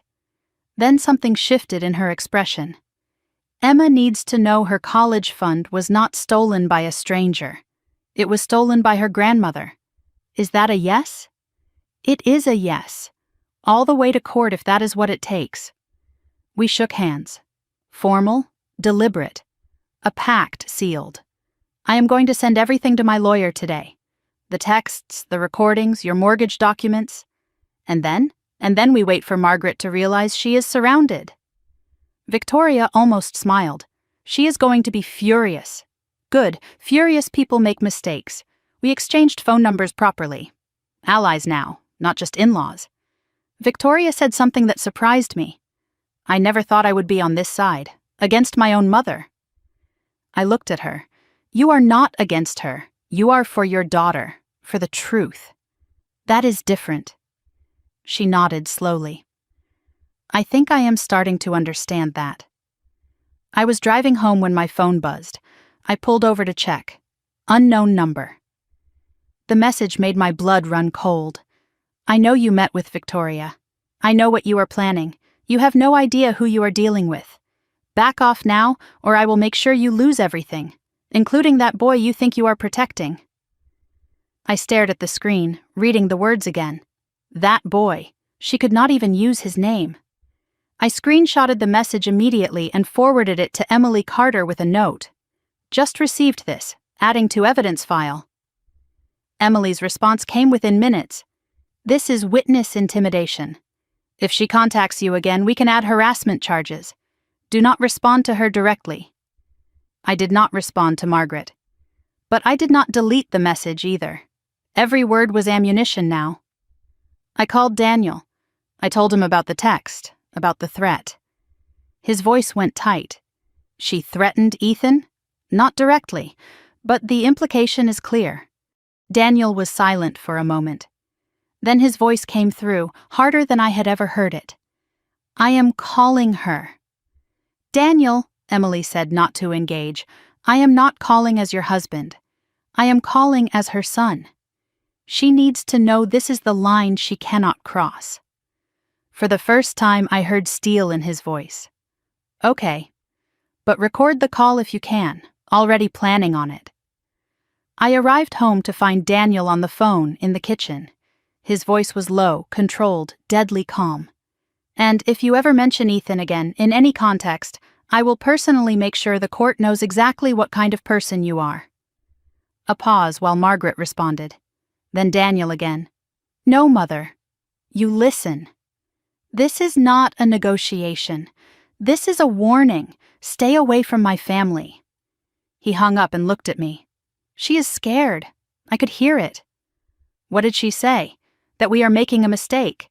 That we will regret this. That family forgives." "And what did you say?" Daniel's jaw tightened. "I said some families are not worth forgiving." That night, I lay awake in bed. Daniel was beside me, back in our bedroom for the first time since Thanksgiving. My phone showed the evidence folder growing larger by the hour. Victoria's texts, Harold's recordings, the threat message, Robert's documents. Margaret was cornered but not defeated. Tomorrow, Emily would file the expanded petition with all the new evidence. Tomorrow, the court battle would officially begin. But tonight, I allowed myself one small moment of hope. I had my husband back. I had allies I never expected.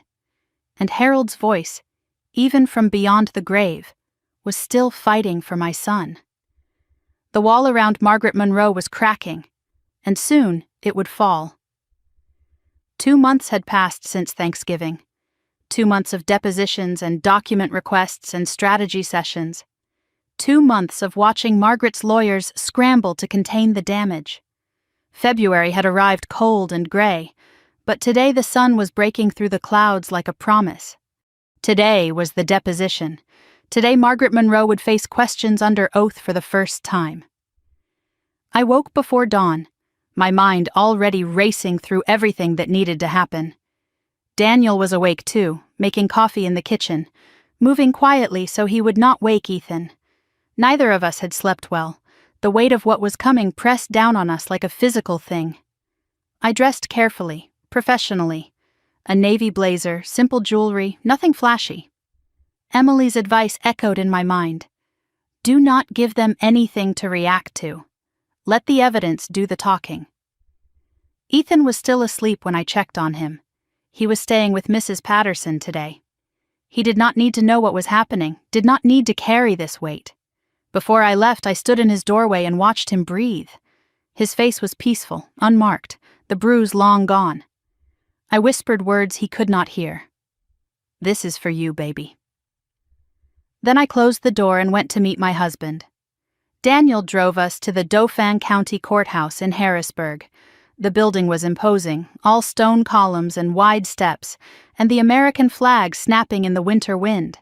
I had my folder in my bag, though Emily had copies of everything. Daniel squeezed my hand before we got out of the car. "Whatever happens today, we did the right thing." I looked at him.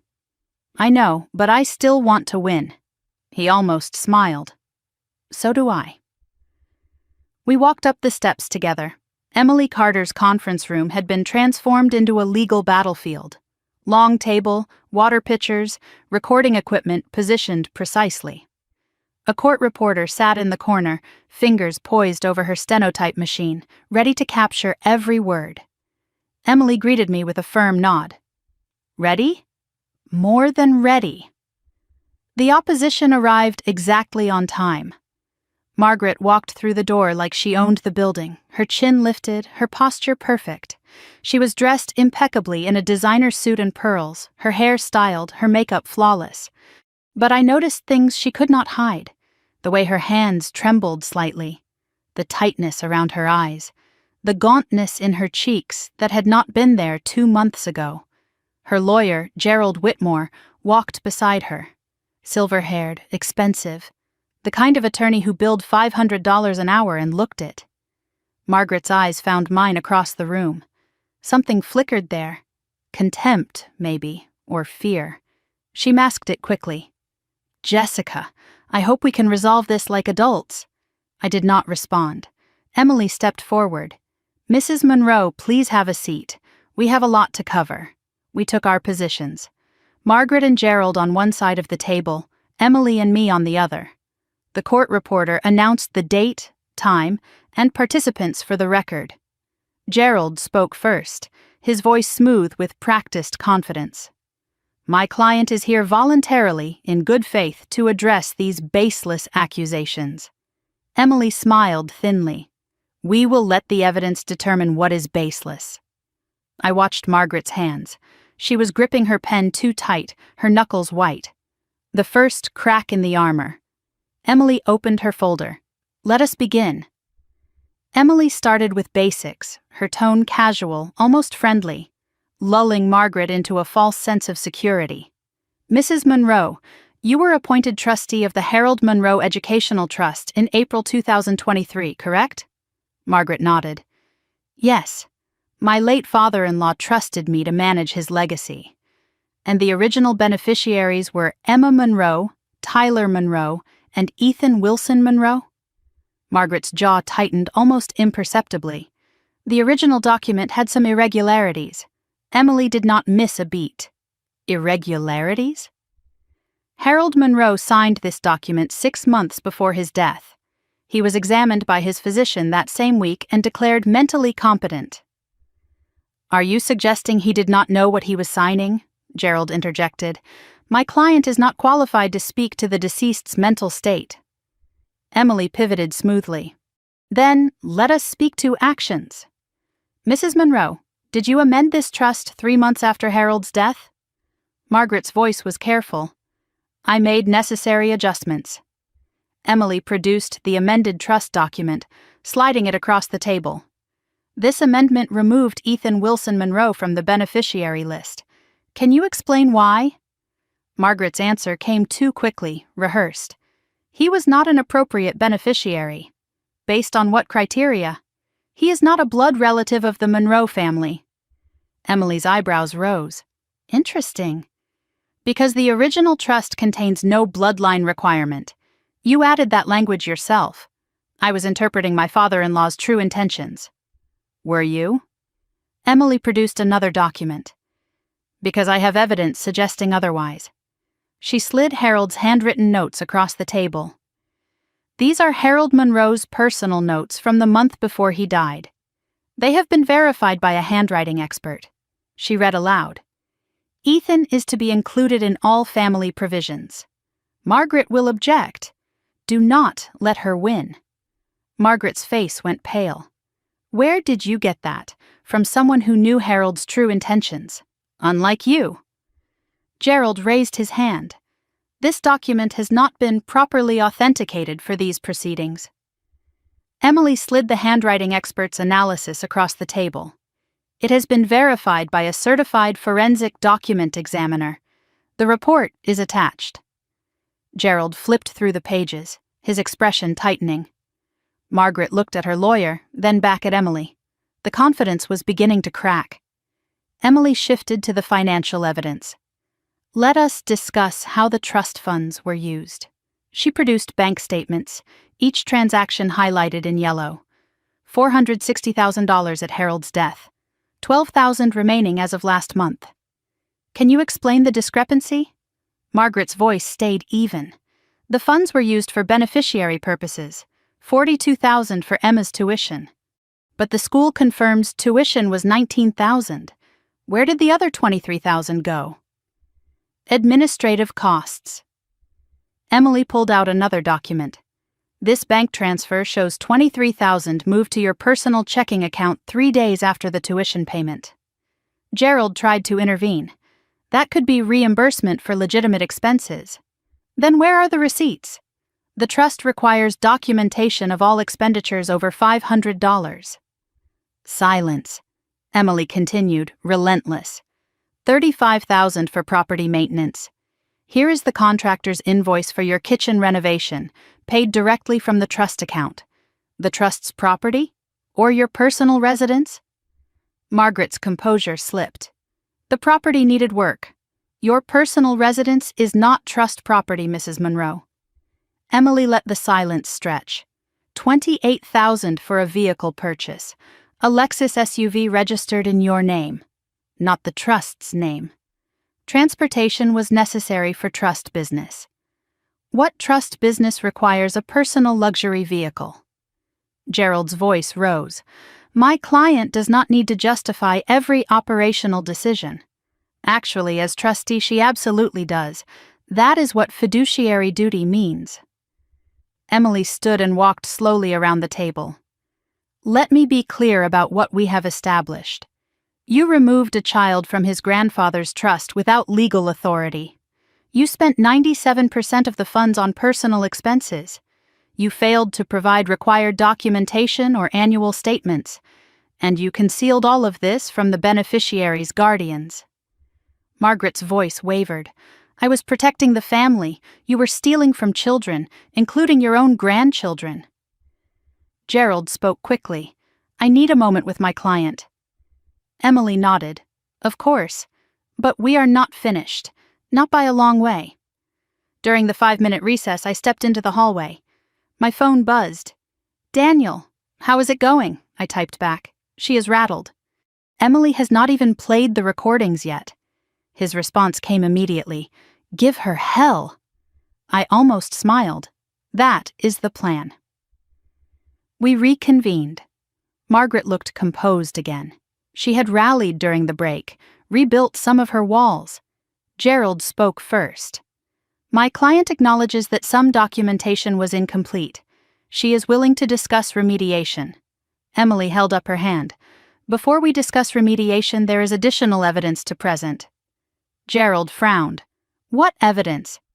Emily produced the USB drive, audio recordings made by Harold Monroe in the months before his death. Margaret's composure shattered. That is private. You cannot use that. Gerald jumped in. I object to any recordings obtained without proper consent. Emily's voice was calm. Pennsylvania is a one-party consent state. Harold was a party to these conversations. The recordings are fully admissible. She plugged the USB into a speaker system. Let us listen. Harold's voice filled the room, thin and weak, but unmistakably clear. I want to make sure Ethan is included in everything. Then Margaret's voice, sharp and dismissive. Harold, he is not even Daniel's biological child. Harold again. That does not matter to me. Margaret's recorded words cut like a knife. It matters to the family legacy. We cannot dilute the Monroe name with people who do not belong. Harold's response was firm. With what, Margaret? With love? With a child who needs us? The recording ended. I watched Margaret's face, white as paper. Gerald was scribbling notes furiously. Emily spoke. There is one more. She played the third recording. Harold's voice, weaker now. I know what you are planning, Margaret. After I am gone. Margaret's dismissive laugh. You are imagining things. The medication is affecting your mind. Harold was not deterred. I am dying, not stupid. I have seen how you treat that boy. I have seen how you treat anyone who does not serve your purpose. A pause. Then Margaret's voice, cold and final. Then I suppose it is good you will not be around to see it. The recording ended. The silence in the room was absolute. The court reporter had stopped typing, frozen. Margaret's hands were shaking visibly now. Gerald cleared his throat. I need to confer with my client, privately, now. Before they could stand, the conference room door opened. Robert Monroe stepped inside. He looked older than I had ever seen him, but somehow stronger too. Margaret's face contorted. "Robert, what are you doing here?" He did not look at her. "Something I should have done years ago." He turned to Emily. "I would like to make a statement. On the record." Emily looked at Gerald. "Any objection?" Gerald was flustered. This is highly irregular." Emily's voice was smooth. "It is a deposition. Witnesses can provide relevant testimony." Robert sat at the table across from his wife of 41 years. He did not look at her. "My name is Robert Monroe. I was married to Margaret for 41 years. He paused. "Was. I filed for separation last week." Margaret gasped. "Robert." He continued as if she had not spoken. "I watched my wife systematically destroy anyone who threatened her control. My son Marcus, my grandson Ethan, anyone who did not fit her definition of acceptable." The court reporter's fingers moved steadily, capturing every word. Robert's voice was quiet but clear. "I knew about the trust amendments. I knew she removed Ethan. I said nothing because I was afraid of her." He finally looked at Margaret. "I am not afraid anymore." Robert reached into his jacket and pulled out a folder. "These are additional records. Bank accounts Margaret kept hidden. Transfers I traced after I started looking." He handed the folder to Emily. "There is more money missing than you know. At least another 50,000, moved to accounts under her maiden name." Margaret's voice was shrill. "You are lying." Robert met her eyes. "I am telling the truth, for the first time in 40 years. He stood and looked at me. "I am sorry I did not do this sooner. Harold would have wanted me to." He walked out without looking back at his wife. The door clicked shut behind him. The room was silent. Margaret was trembling, rage or fear or both distorting her features. Gerald whispered urgently in her ear. Emily calmly added Robert's documents to her evidence folder. "I think we have enough for today. Unless Mrs. Monroe would like to revise any of her earlier statements?" Margaret's voice was hoarse. "I want to speak to my lawyer. Alone," Emily nodded. "Of course, we will resume tomorrow." Outside the conference room, Emily and I walked to her office. She closed the door behind us. That went better than expected. I shook my head. Robert filing for separation. I did not know, neither did I. But it does not matter. What matters is that Margaret's defense just collapsed. I looked at the folder of evidence, thicker now than when we started. What happens now? Emily's smile was thin but satisfied. Now we push for settlement, or we go to trial and bury her. I drove home as the sun set, painting the winter sky in shades of orange and pink. My phone buzzed. "Victoria." I checked the message at a red light. "Mom just called me screaming. She knows Dad left her. She is blaming you for everything," I typed back. "Let her blame. It does not change the facts." Victoria's response came quickly. "She is not going to give up. She is talking about counter-suing, claiming elder abuse, saying Dad was manipulated." I put the phone down and focused on the road. Of course Margaret would not go quietly. Of course she would fight back with lies and accusations. But desperate moves were sloppy moves, and every lie Margaret told now was one more lie I could prove. Tomorrow we would resume.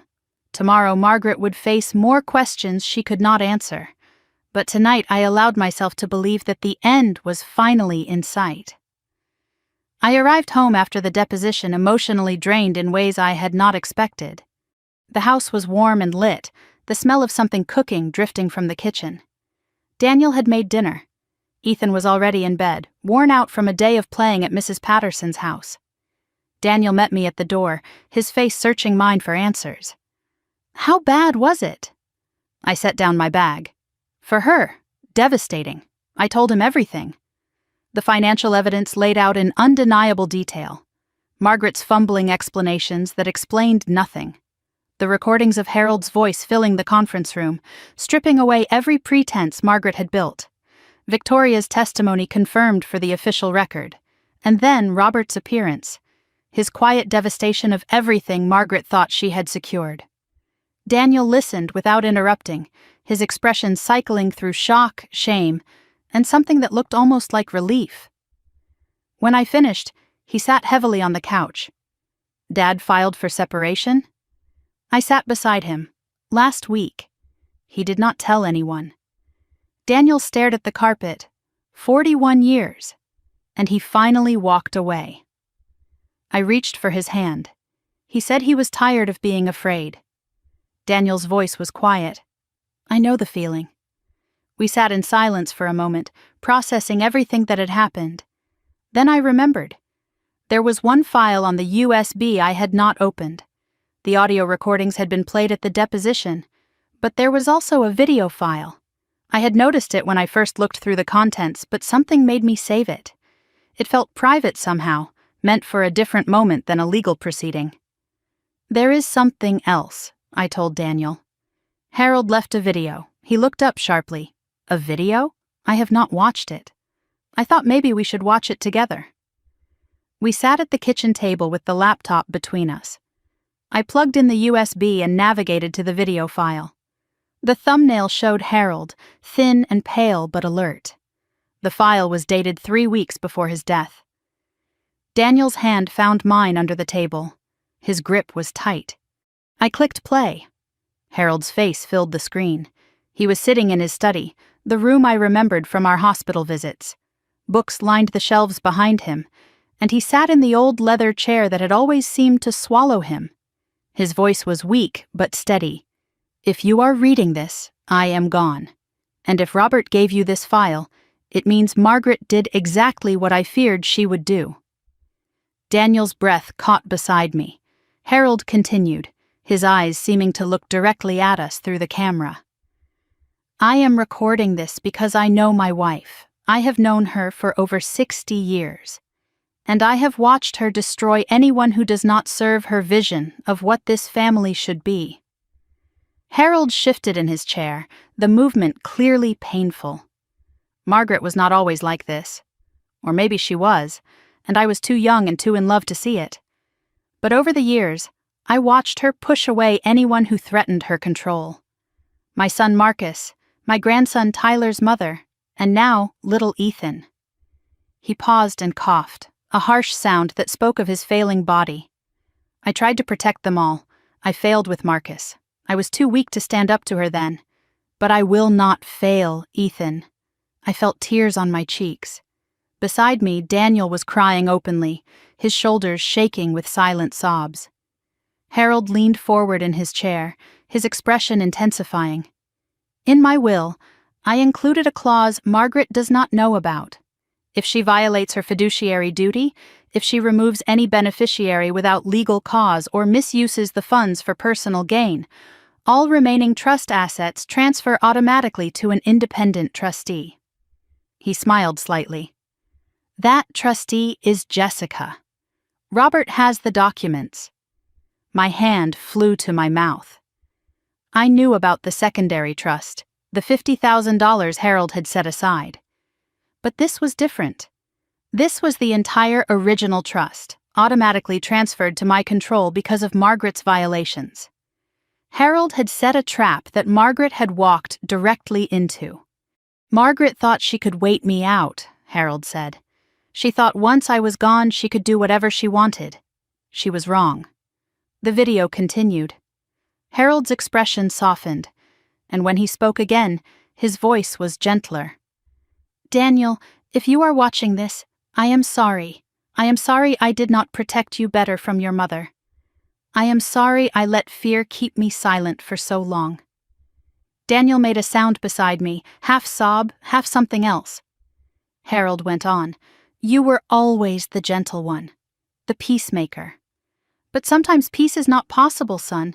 Sometimes you have to fight for what is right, even when it hurts. He paused. I hope you have found the courage I never had. I hope you have chosen Jessica and Ethan over your mother's approval. If you have, I am proud of you. Daniel covered his face with his hands, his whole body shaking. I put my arm around him, but did not speak. This moment belonged to him and his grandfather. Harold's eyes seemed to look directly at me through the screen. Jessica. I knew from the moment I met you that you were different.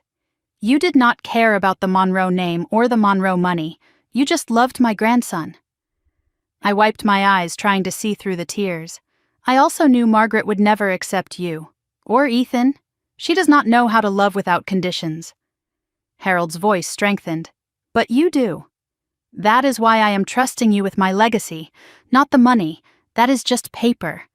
My legacy is making sure the children in this family know they are loved, all of them, equally." Then Harold's voice changed, becoming tender in a way I had only heard when he spoke to Ethan. "And Ethan, my boy, I know you might not remember me when you are older. You were so young when I got sick. But I want you to know something." My heart broke hearing him address my son, knowing Ethan would only hear these words through a recording. "You are my grandson. Not because of blood, not because of papers, but because I chose you. The same way your mother chose you. The same way Daniel should choose you." Harold smiled at the camera. "Family is not who you are born to, son. It is who shows up for you. And I hope, when you are older, you will have people who show up for you every single day." He reached toward the camera, as if trying to touch Ethan's face through the screen. "Be brave, be kind, and never let anyone tell you that you do not belong." The video ended. Daniel and I sat in silence, the kitchen suddenly too quiet. The weight of Harold's words hung in the air around us. Daniel spoke first, his voice raw. He knew. He knew exactly what she would do. He tried to stop her the only way he could. His voice cracked. "And I spent my whole life trying to earn her approval, while Grandpa spent his last months protecting us from her." Daniel stood and walked to the window. "I wasted so much time, so many years being afraid of her." I joined him, putting my hand on his shoulder. "You are not afraid anymore." "No, I am angry." He turned to face me. "I am angry at her for what she did to Marcus, to Ethan, to you, and I am angry at myself for letting it happen." I looked into his eyes. "You cannot change the past, but you can change what happens next." He nodded slowly. "Send the video to Emily, all of it." "Are you sure? Grandpa wanted it used. He made this recording knowing it might end up in court." He looked at me with something new in his eyes. "Let us finish what he started." I forwarded the video file to Emily Carter that night. Her response came within an hour, despite the late time. "This changes everything. The secret clause makes the original trust violations even more damaging. And the video itself is devastating testimony from the grave," she continued. "I am recommending we push for full removal of Margaret as trustee, recovery of all misused funds, and potentially refer this to the district attorney for criminal fraud charges." I showed Daniel the message. His jaw tightened. "Do it. No hesitation. No looking back."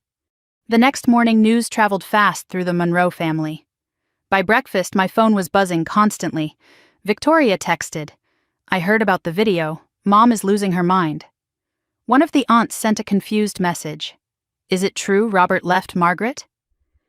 A cousin I barely knew asked what was happening, saying no one would tell him anything. The family was fracturing along new lines. I called Victoria. "How bad is it?" She sounded exhausted. "She has been calling everyone in the family, trying to spin this, saying Dad was manipulated, that you coerced him, that the recordings are fake. Is anyone believing her?" "Some. The older relatives, the ones who have always been afraid of her." Victoria paused. "But most people are starting to ask questions. Questions she cannot answer. Like what? Like why did Dad leave after 41 years? Like where did the money go? Like why did Grandpa Harold feel the need to make secret recordings?" Victoria's voice hardened. "The lies only work when no one looks too closely." "You made them look." I texted Robert, "Thank you for yesterday. Are you okay?" His response took an hour. "I am staying with my sister in Maryland. First peace I have had in 40 years. Then another message. "I should have done this decades ago." "I am sorry it took so long," I replied. It is not too late to do the right thing. Robert's response made my throat tighten. That is what Harold said to me. The last time I saw him. Harold's influence was still reaching across time, shaping events even after death. Even gone, he was still fighting. That afternoon, Daniel's phone rang. He checked the screen and showed me. Mom. I said he did not have to answer. He shook his head. Yes, I do. One last time. He put it on speaker so I could hear. Margaret's voice was ragged, nothing like the controlled woman who had commanded rooms and intimidated everyone around her for decades. Daniel, you have to help me. Daniel's voice was calm. Help you with what? This has all gone too far. Your father has lost his mind. Jessica has poisoned everyone against me. You have to make them stop. Daniel did not flinch. Make who stop? The lawyers, the court, everyone. This is a family matter. It should stay in the family. Daniel's response was immediate. You stole from your own grandchildren. You hit an 8-year-old. You forged Victoria's signature on a mortgage. Margaret's voice rose, defensive. Those are lies, exaggerations. Everything I did was for this family, for control. You did it for control. The line went silent for a moment. When Margaret spoke again, her voice had changed. Colder, harder. After everything I have done for you. After everything I sacrificed. You are choosing that woman and her brat over your own mother. Daniel's face went still. Her brat. His name is Ethan, and he is my son. Margaret's response was venomous. He is not your son. He is not your blood. He is nothing. Daniel cut her off. He is more family to me than you have ever been. Margaret's voice turned to ice. You will regret this. When you lose everything, when she takes everything from you, do not come crawling back. Daniel's response was final. I will not. Goodbye, Mother. He hung up. His hands were shaking, but his voice was steady when he looked at me. Are you okay? He was quiet for a moment. No, but I will be. He looked at me. She called Ethan her brat. Nothing. After everything, that is still how she sees him. I touched his arm. Now you know for sure. I always knew. I just did not want to admit it. Later that evening, Ethan came home from school. He dropped his backpack and looked at us sitting together on the couch. Is everything okay? You both look weird. Daniel laughed, a real laugh, the first in months. We are okay, buddy, better than okay. Ethan looked suspicious. Did something happen? Something good, I told him. We will tell you when you are older. He shrugged. Okay. Can we have pizza for dinner? Daniel smiled. Absolutely. We ordered pizza and watched a movie together, pretending it was a normal Tuesday. But it was not normal. It was the first night of the rest of our lives. After Ethan went to bed, I checked my email. Emily Carter had written again. Court date set, 3 weeks from today. Margaret's lawyer is pushing for settlement. She knows she cannot win at trial. I showed Daniel. He read it twice. What do you want to do? I thought about Harold's video, Robert's testimony, Victoria's evidence, the recordings, the documents. Everything Margaret had built was crumbling. I want her to face what she did. In a courtroom, on the record. Daniel nodded. Then that is what we will do. I typed my response to Emily. No settlement. We go to trial. I hit send. 3 weeks. 3 weeks until Margaret Monroe finally faced justice. Harold could not see this moment, but he had made it possible, and I intended to honor that gift. Late March arrived with the first warm day after a brutal winter. 4 months had passed since Margaret slapped Ethan at that Thanksgiving table. 4 months of depositions and evidence gathering and sleepless nights. 4 months of watching Margaret's world slowly crumble around her. Today, it would all end. Today was the trial. I woke before dawn, my eyes opening to darkness, my mind already racing through everything that needed to happen. Daniel was awake beside me, staring at the ceiling. Neither of us had slept well. We got up without speaking and moved through the house like ghosts, making coffee, checking documents, preparing for war. Ethan was staying with Mrs. Patterson. He did not need to see this. He did not need to carry this weight. Before I left, I stood in his doorway one last time. He was still asleep, his face peaceful in the early morning light. I thought about everything that had brought us to this moment. The slap, the silence, the discovery of the stolen inheritance. Harold's voice reaching across death to protect the grandson he had chosen to love. I whispered words Ethan could not hear. "This is for you, baby." Then I closed the door. Daniel drove us to the Dauphin County Courthouse in Harrisburg.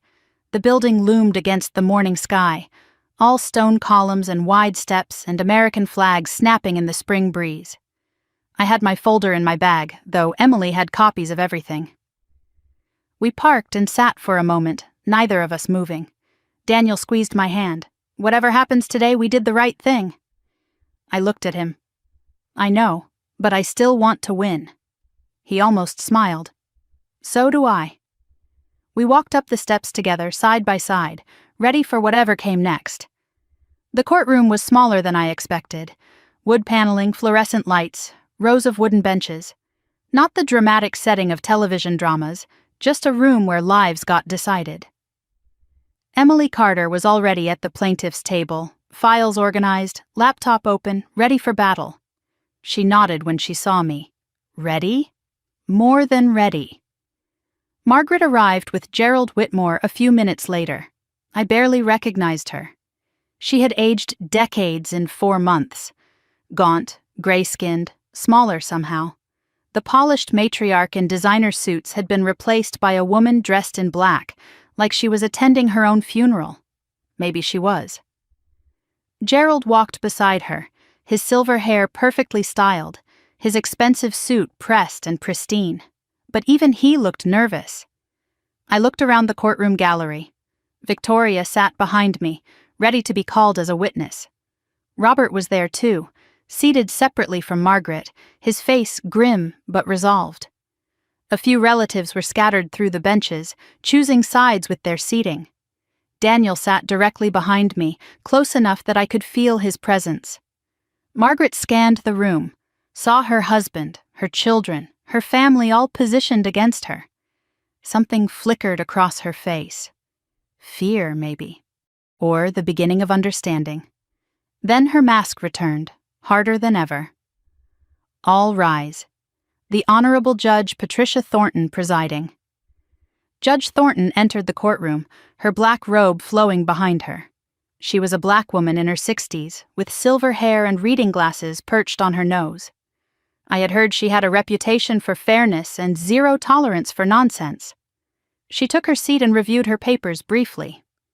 "We are here in the matter of Monroe versus Monroe. Petition for removal of trustee and recovery of trust assets. Is counsel ready?" Emily stood. "Ready, Your Honor." Gerald rose as well. "Ready, Your Honor."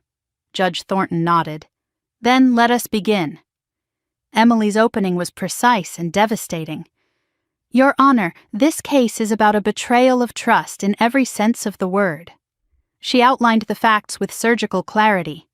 Harold Monroe created a trust for his grandchildren's education. Margaret Monroe was appointed temporary trustee.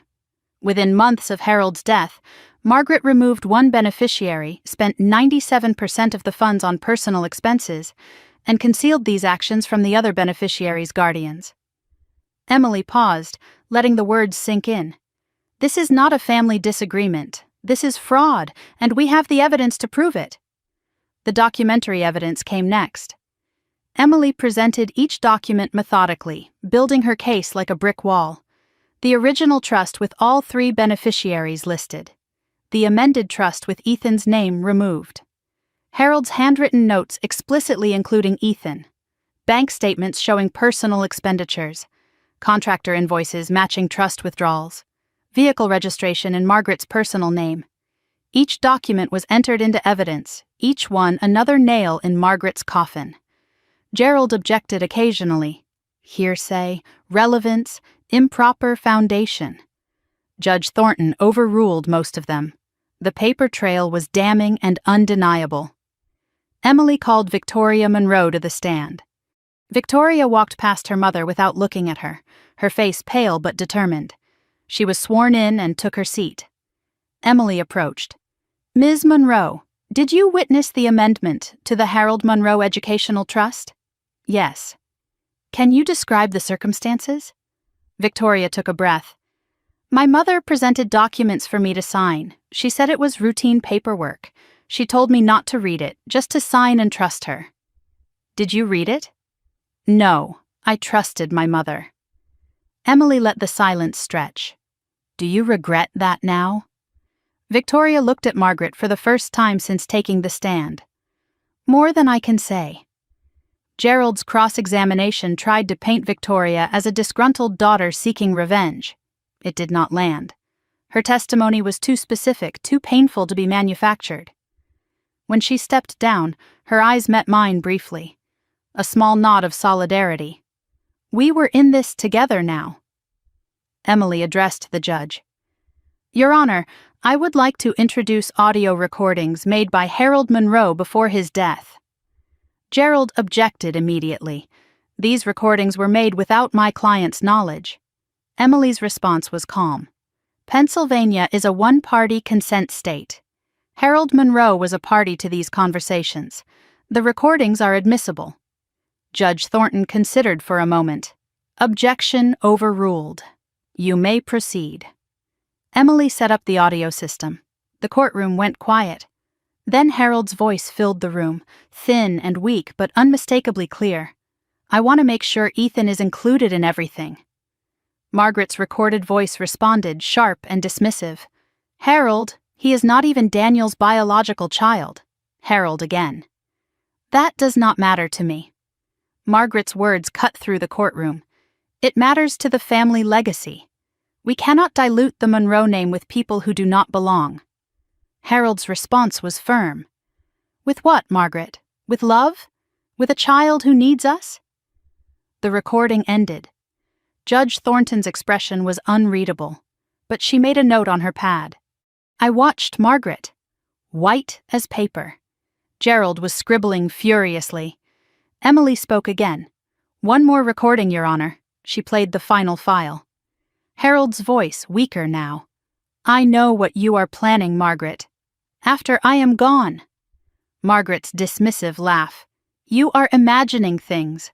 The medication is affecting your mind." Harold was not deterred. "I am dying, not stupid.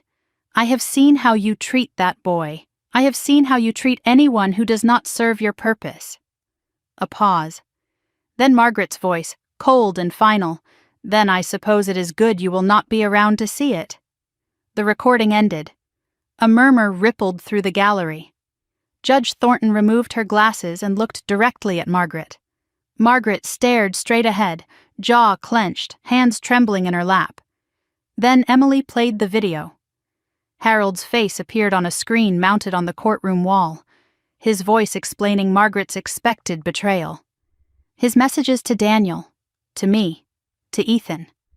When he said, "Family is not who you are born to, it is who shows up for you," I heard someone in the gallery sob. "It might have been Robert." Gerald called Margaret to testify in her own defense. She walked to the stand slowly, the confident stride from the deposition completely gone. She was sworn in and sat down, her hands folded in her lap. Gerald led her through prepared testimony. She was protecting the family's interests. Harold was confused in his final months. The amendments were necessary corrections.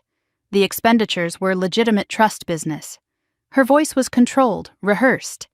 But her eyes kept darting to the evidence folders on Emily's table.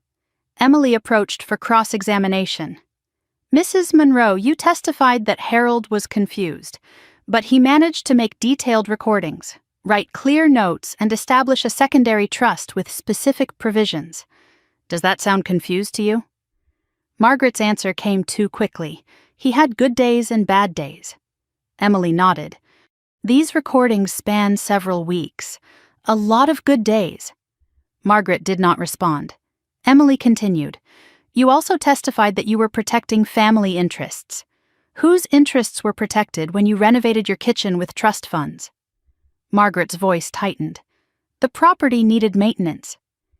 Your personal residence is not trust property, Mrs. Monroe. Emily stepped closer. Let me ask you directly. Why did you remove Ethan Wilson Monroe from the trust? Margaret's composure finally cracked. Because he is not a Monroe. Harold included him specifically. Harold was wrong. Emily's voice was soft, almost gentle. Wrong to love his grandson? Margaret's voice rose, something breaking loose inside her. That boy is not his grandson. He is not Daniel's son. He is not family. He is nothing but a reminder that my son married beneath him. She stopped, realizing what she had said. The courtroom was frozen. Judge Thornton leaned forward.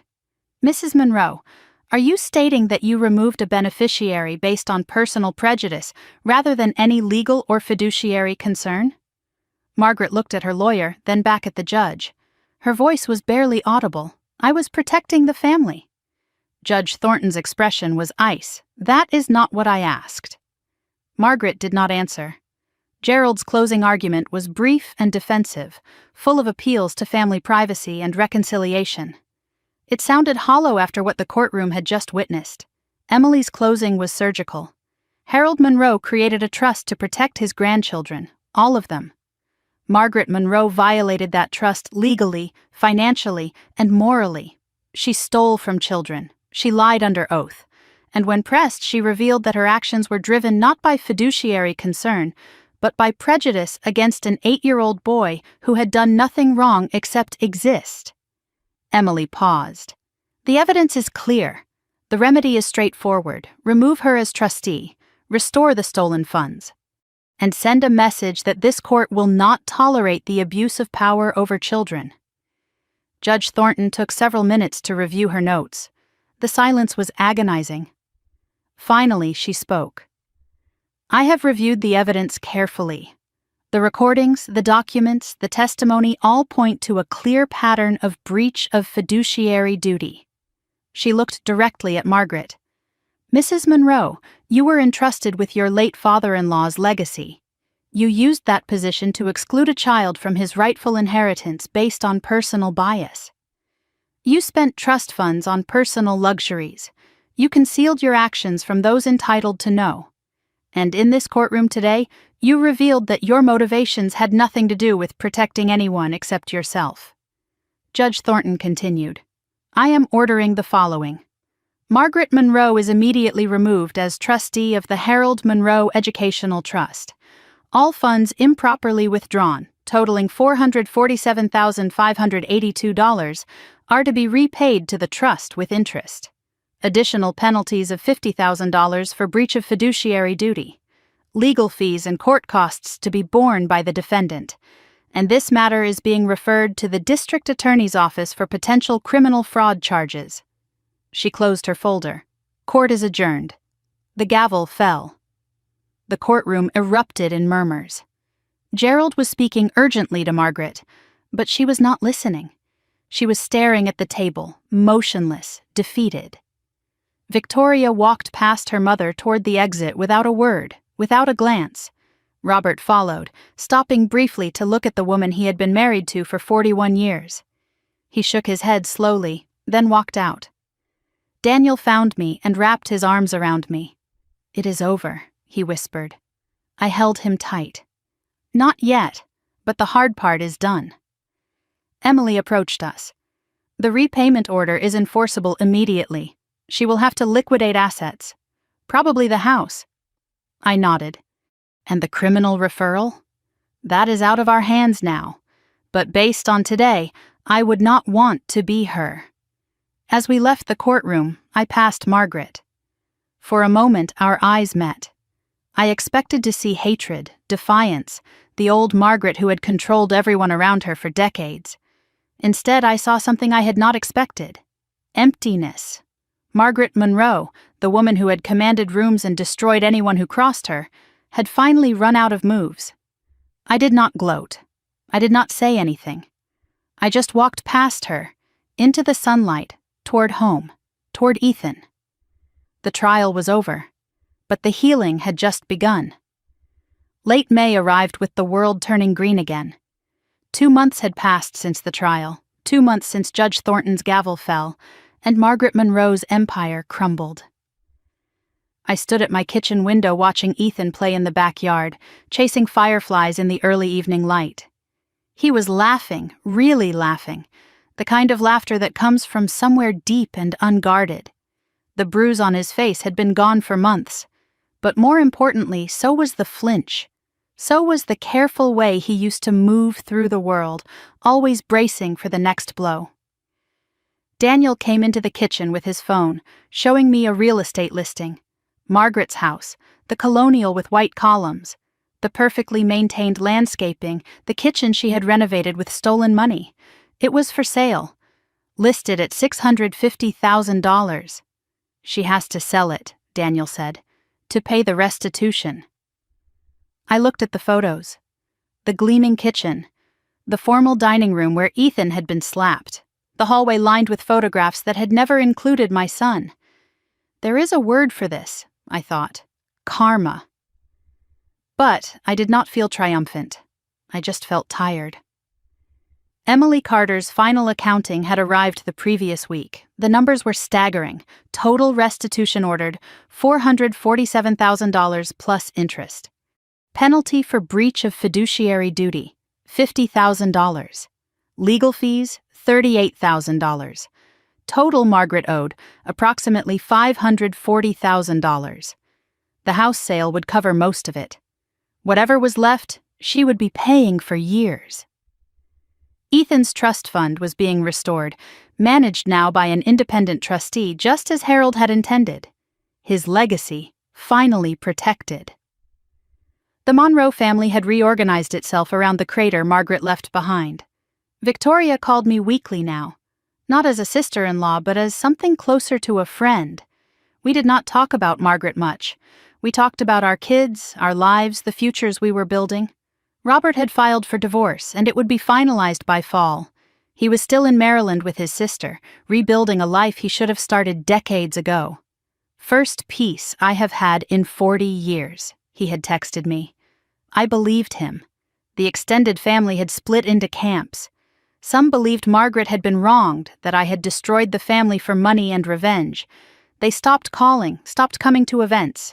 I did not miss them. Others reached out quietly with apologies for not seeing what was happening, for staying silent when they should have spoken up. We should have known, one aunt said. We should have helped. I accepted the apologies but did not forget. When it mattered, they had chosen comfort over courage. That told me everything about who they really were. Victoria was rebuilding too. The second mortgage Margaret had forged was being contested in court, with criminal fraud charges pending. Victoria's marriage to Richard was strained but surviving. He did not know, Victoria had told me. But he should have asked. We both should have. Emma, now 11, had started asking questions about why she did not see Grandma Margaret anymore. Victoria answered honestly but appropriately for her age. Grandma made some bad choices. She hurt people. And sometimes when people hurt you, you have to stay away from them. I admired how Victoria handled it. No demonizing, no excuses, just truth. Daniel had started therapy 2 weeks after the trial. Every Tuesday at 4 o'clock, he drove to Dr. Sarah Chen's office in downtown Harrisburg. At first, he was resistant. I am fine. I do not need to talk about my feelings. But now he came home from sessions quieter, softer, more present. He was learning words for things he had felt his whole life. Enmeshment, emotional manipulation, conditional love. The vocabulary of survival in a family that had taught him silence was safety. One night, he sat on the edge of our bed with his head in his hands. I keep thinking about all the years I let it happen, all the times I could have said something. I sat beside him.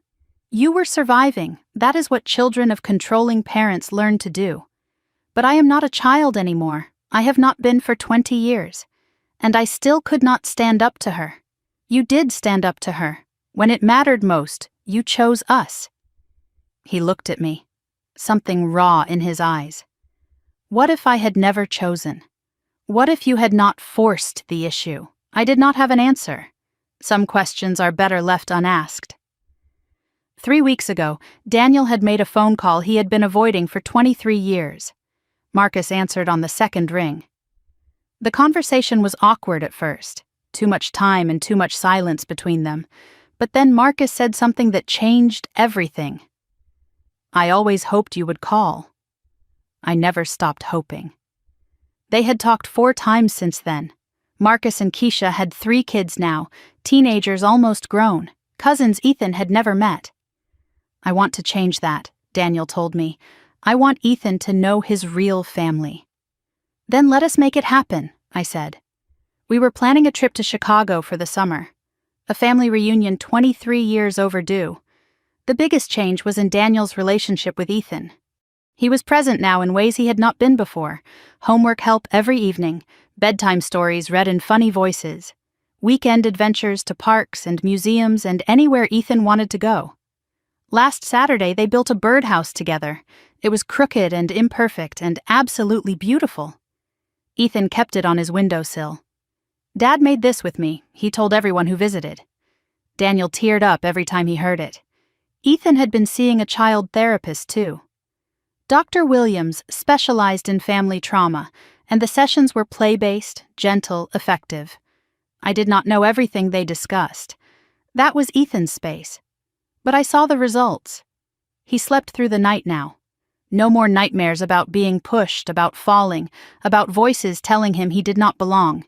He was louder than he used to be. He took up space, stated opinions, disagreed openly. Last week he argued with me about bedtime for 15 minutes. I let him win. Not because he was right, but because watching him advocate for himself felt like victory. The question he used to ask, the one that haunted me, had stopped. Am I real family? One evening, I realized I could not remember the last time he had said it. I asked him gently, Ethan, do you know you are part of this family? Really know it? He looked at me like the question was strange.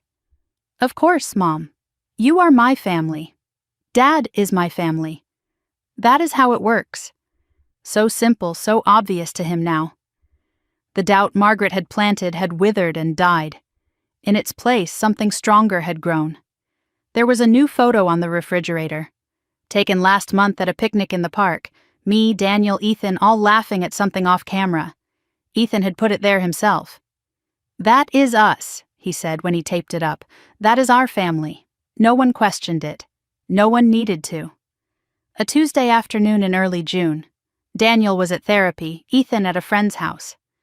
I was alone when the doorbell rang. I checked the peephole and my stomach dropped. Margaret stood on the front porch. She looked smaller than ever, thin and hunched, dressed in clothes that seemed too big for her frame. She was holding something, a small wrapped package.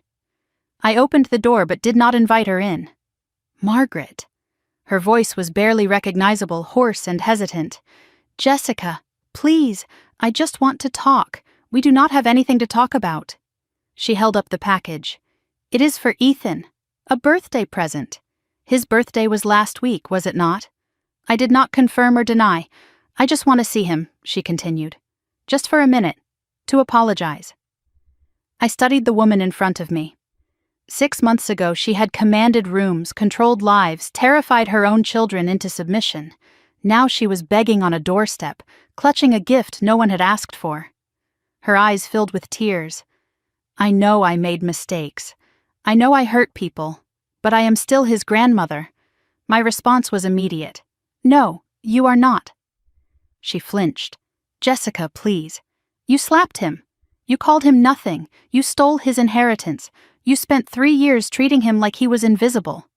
My voice was steady, calm, absolute. You had years to be his grandmother.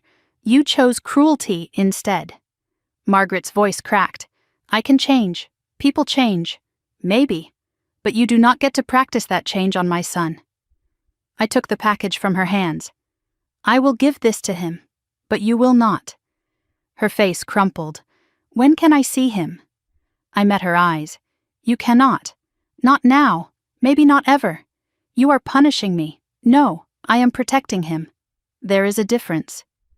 I stepped back. Goodbye, Margaret. I closed the door. Through the wood, I could hear her crying on the porch. I did not open it again. I stood in my hallway, in my home, and let her grief wash over me without touching me. Some people deserved second chances. Some people had used up all their chances long ago. Margaret Monroe had made her choices. These were the consequences. After she left, I sat with the small package. I opened it carefully. Inside was a children's book about families. The inscription read, "To Ethan. Family is everything. Love, Grandma Margaret." I stared at the words for a long time. Even now, even after everything, she did not understand. Family was not everything. Family was only worth what it gave. Love, safety, acceptance. Margaret had given none of those things, and now she wondered why she was outside looking in. I considered throwing the book away. Instead, I put it in a box in the closet. Maybe someday, when Ethan was older, he would want to know. Maybe he would want to understand the grandmother who could have loved him and chose not to. Or maybe he would never ask. Either way, the choice would be his. Not Margaret's. Not anymore. Daniel came home from therapy, saw something in my face. "What happened? Your mother came by." He went still. What did she want? To see Ethan, to apologize. And I said no. Daniel was quiet for a moment. Then, good. He did not ask if I had been too harsh. He did not suggest we reconsider. He trusted my judgment. That trust was new, hard-won, precious. I reached for his hand. "How was therapy?"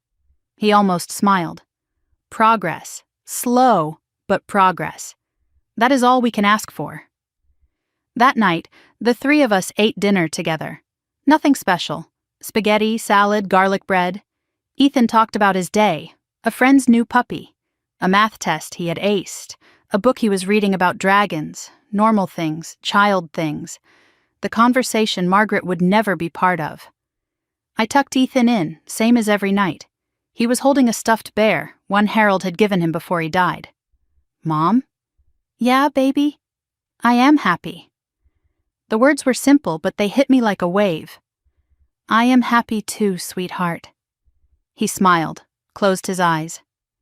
I watched him for a long moment. Then I turned off the light. Later, I stood at the kitchen window again. The backyard was dark now, fireflies blinking in the shadows. My phone buzzed, a text from Victoria. "Mom is moving." She found an apartment across town. Small, no yard. I read it twice. The colonial house with white columns, gone. The matriarch's throne, dissolved. Margaret Monroe, downsized to a small apartment, alone. Justice was not always loud. Sometimes it was quiet. A slow fade from power to nothing. I did not respond to the text. I just stood in my kitchen, in my home, with my family asleep upstairs. And for the first time in a very long time, I felt completely at peace. Thanksgiving morning, 1 year to the day since everything changed. I woke to the smell of coffee and the sound of laughter drifting up from downstairs. For a moment I lay still in bed, just listening. Daniel's voice, warm and teasing. Ethan's giggle, high and bright. The clatter of pans and the sizzle of something cooking. This is what peace sounds like, I thought. This is what we fought for. 1 year ago, I woke up dreading the day. Margaret's house, the tension, the careful navigation of Ethan through hostile territory, the constant vigilance, the smile that never quite reached my eyes. Now I woke in my own home, preparing to host my own Thanksgiving. No eggshells to walk on, no performances to give, just family, the real kind. I came downstairs to find the kitchen in controlled chaos. Daniel was standing over the stove, attempting to baste a turkey that was definitely larger than he had expected. It was the first turkey he had ever cooked, and he was treating it like a military operation. Ethan was helping by eating raw vegetables meant for the salad, 1 carrot stick at a time. The dining table was visible through the doorway, set for 12 people. More people than we had ever hosted, more family than I had ever expected to have. "Mom," Ethan spotted me and pointed accusingly at Daniel. Dad almost burned the rolls. Daniel protested without looking up from the turkey. They are golden. That is different from burned. I laughed, a real laugh, the kind that comes from somewhere deep. Let me see these golden rolls. The rolls were fine. Maybe a little dark on the edges, but fine. Daniel had been cooking since 5 in the morning, determined to make this day perfect. I put my hand on his shoulder. You are doing great. He smiled, some of the tension leaving his face. I have no idea what I am doing, neither do I. But we are figuring it out together. The doorbell rang at 2 o'clock. First to arrive were Victoria, Richard, and Emma. Emma was 11 now, taller than I remembered, carrying a pie she had helped bake. She ran to hug Ethan the moment she saw him. Cousins who had become friends over the past year, connected now by something stronger than blood. Victoria embraced me in the doorway. The house smells amazing. I laughed. Daniel has been cooking since dawn. I am afraid to look in the kitchen. She grinned. At least he is trying. Richard still thinks cooking means ordering takeout. The easy warmth between us still surprised me sometimes. We had been strangers a year ago, separated by Margaret's manipulation and our own fear. Now Victoria was the sister I had never had. We talked on the phone every week, our kids played together, we were building something new on the ruins of what Margaret had destroyed. Robert arrived next, alone, carrying flowers. He looked healthier than I had ever seen him. The divorce had been finalized in October, and the weight of 41 years with Margaret had finally lifted from his shoulders. For the hostess, he said, handing me the bouquet, you did not have to. I wanted to. This is the first Thanksgiving in 40 years I am actually looking forward to. He found Daniel in the kitchen, and I watched them through the doorway. Father and son, learning how to be family without Margaret between them. The doorbell rang again. I opened it to faces I had only seen on video calls until now. Marcus Monroe, Daniel's brother, estranged for 23 years. His wife Keisha, warm smile and firm handshake. Their 3 teenagers. Maya, 17, poised and curious. James, 15, already taller than his father. Dion, 13, bouncing on his heels with barely contained energy. Marcus hugged me like we had known each other forever. Jessica. Thank you for giving my brother back to me. Daniel appeared behind me, and the brothers embraced. It was not the first time they had hugged since reconnecting. They had visited twice over the summer, calls every week, years of silence finally broken. But it still made my eyes sting to watch them. 23 years of separation ended because someone finally stood up to Margaret. Ethan hung back, suddenly shy. He had been excited about meeting his new cousins for weeks, but now that they were here, uncertainty had crept in. Dion noticed. Hey, you are Ethan, right? Dad says you like video games. Ethan nodded cautiously. Cool. Want to show me your setup? They disappeared upstairs together, instant friends. Keisha watched them go and turned to me. He has been asking about the cousin in Pennsylvania for months. Ethan, too. He is just nervous. Kids figure it out faster than adults do. 4 o'clock arrived, and everyone gathered in the dining room. 12 chairs, 12 place settings, 12 people who had chosen to be family. I looked around the table at what we had built. Daniel at one end, carving the turkey that was slightly lopsided but perfectly cooked. Marcus and Keisha across from Victoria and Richard. Robert between his 2 sons, still learning how to be a father to both of them after all these years. And at the far end, the kids section. Emma, Maya, James, Dion, and Ethan clustered together, already sharing inside jokes and stolen glances. 1 year ago, Ethan sat alone at a separate table in Margaret's house. Excluded, invisible, unwanted. Now he was surrounded by cousins who wanted him there, cousins who had traveled from Chicago just to meet him. Cousins who were already planning summer visits and video game tournaments and all the things family was supposed to share. Before anyone took a bite, Daniel stood. I want to say something. If that is okay. The table quieted. Daniel looked around at all of us. His brother, his father, his son, his wife. His voice was thick with emotion. A year ago, I almost lost all of you, because I was too afraid to do the right thing. He paused, swallowing hard. I am grateful for second chances, and for the people at this table who gave me one." He raised his glass. "To family, the real kind. To family," everyone echoed. Ethan raised his apple juice, solemn and proud. Glasses clinked, and the meal began. I noticed there was no 13th chair. No place set for Margaret, no elephant in the room. Her absence was not felt as loss. It was felt as peace. I knew where she was. That small apartment across town, alone, probably eating takeout, probably still convinced she was the victim in all of this. For a moment I felt something. Not pity, not satisfaction, just acknowledgement. Margaret had made her choices. These were the consequences. And this table, full of laughter and food and love, was the result of different choices. Better ones. Over dinner, stories flowed like wine. Marcus told tales of Daniel as a kid, the time he tried to build a treehouse and got stuck in it for 3 hours. Victoria revealed that Margaret once made her re-iron her prom dress 3 times because the creases were not perfect enough. Robert shared something he had never told anyone. "Harold used to sneak me cigars on the back porch. Margaret hated them. That is why we did it." The laughter came easy, but so did the harder truths. We were not pretending the past had not happened. We were building something new on top of its rubble. Keisha leaned over to me during dessert. "You know, when Marcus told me everything that happened, I expected to come here and find a war zone. And instead I found a family that figured out what mattered." She gestured toward the kids' end of the table, where Ethan was demonstrating something on his phone while Dion watched, fascinated. "Look at them. They do not even know they were supposed to be strangers." I watched my son, confident and laughing and belonging. "That is the whole point," I said. "They were never supposed to be strangers. Someone just made them think they were." After dinner, I found Daniel and Marcus on the back porch. They were standing side by side, looking out at the darkening yard, not talking. But the silence was not awkward.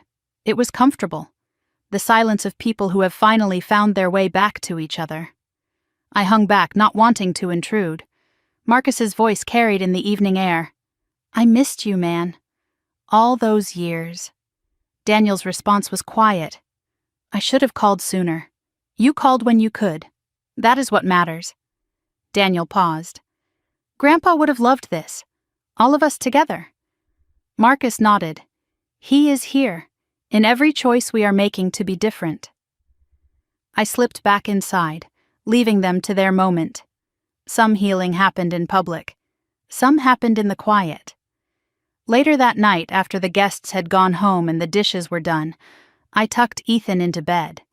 He was exhausted from a day of running around with his new cousins, but his eyes were bright, his mind still buzzing. "Mom? Yeah, baby? What does family mean?"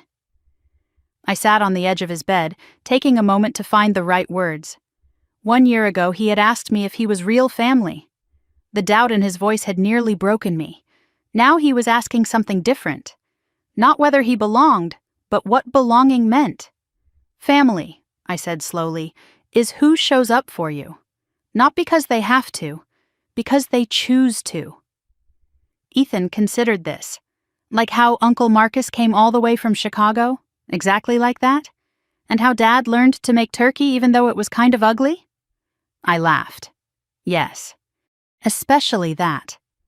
Ethan was quiet for a moment.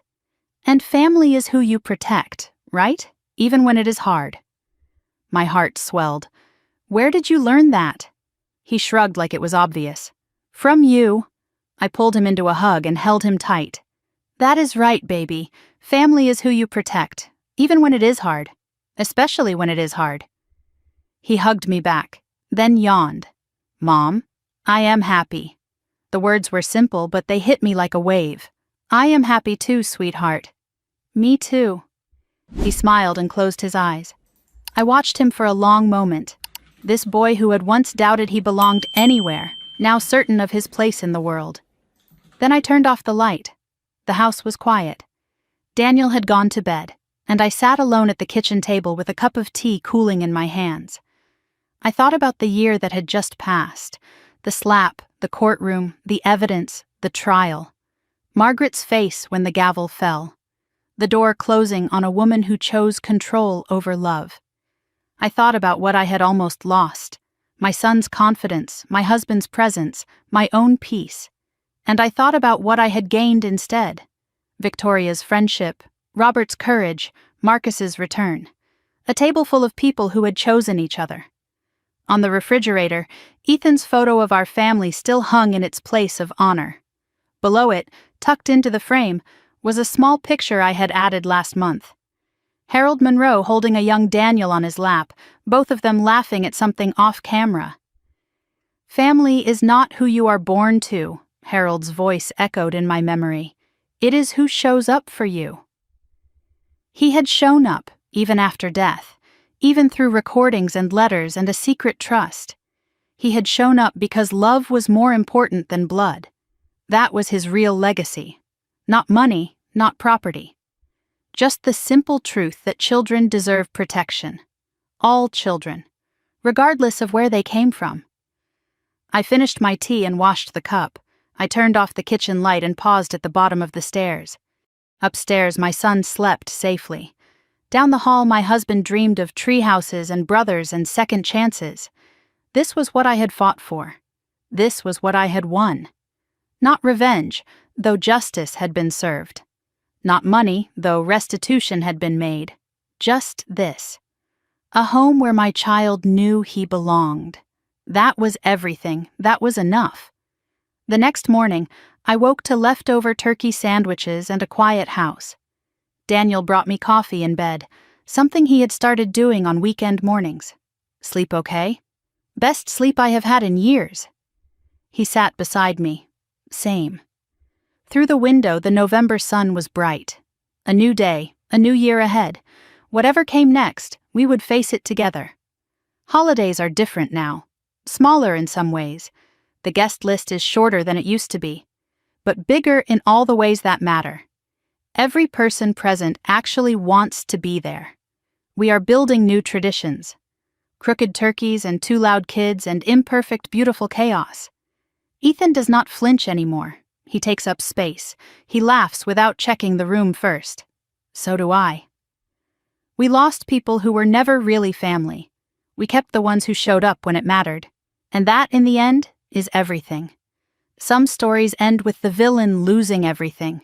This one does too. Margaret lost her house, her husband, her children, her grandchildren. Everything she tried so hard to control slipped through her fingers the moment she raised her hand against a child. But this story is not really about her. It is about a boy who learned he belonged, a husband who found his courage, a family that chose love over silence. If this story stayed with you, if you saw pieces of your own journey in these words, I hope you carry one thing forward. It is never too late to protect someone who needs you, even when it is hard. Especially when it is hard. Thank you for being here until the end. Your time means everything to me. If you would like more stories like this, stories about standing up, starting over, and finding your people, please subscribe to this channel. Hit the notification bell so you never miss a new story. And if this one touched your heart, leave a comment below. Tell me about the family you have chosen, the boundaries you have built, or the person you protected when no one else would. Because every story shared is proof that we are not alone, and we never were. This story is fictionalized for dramatic effect.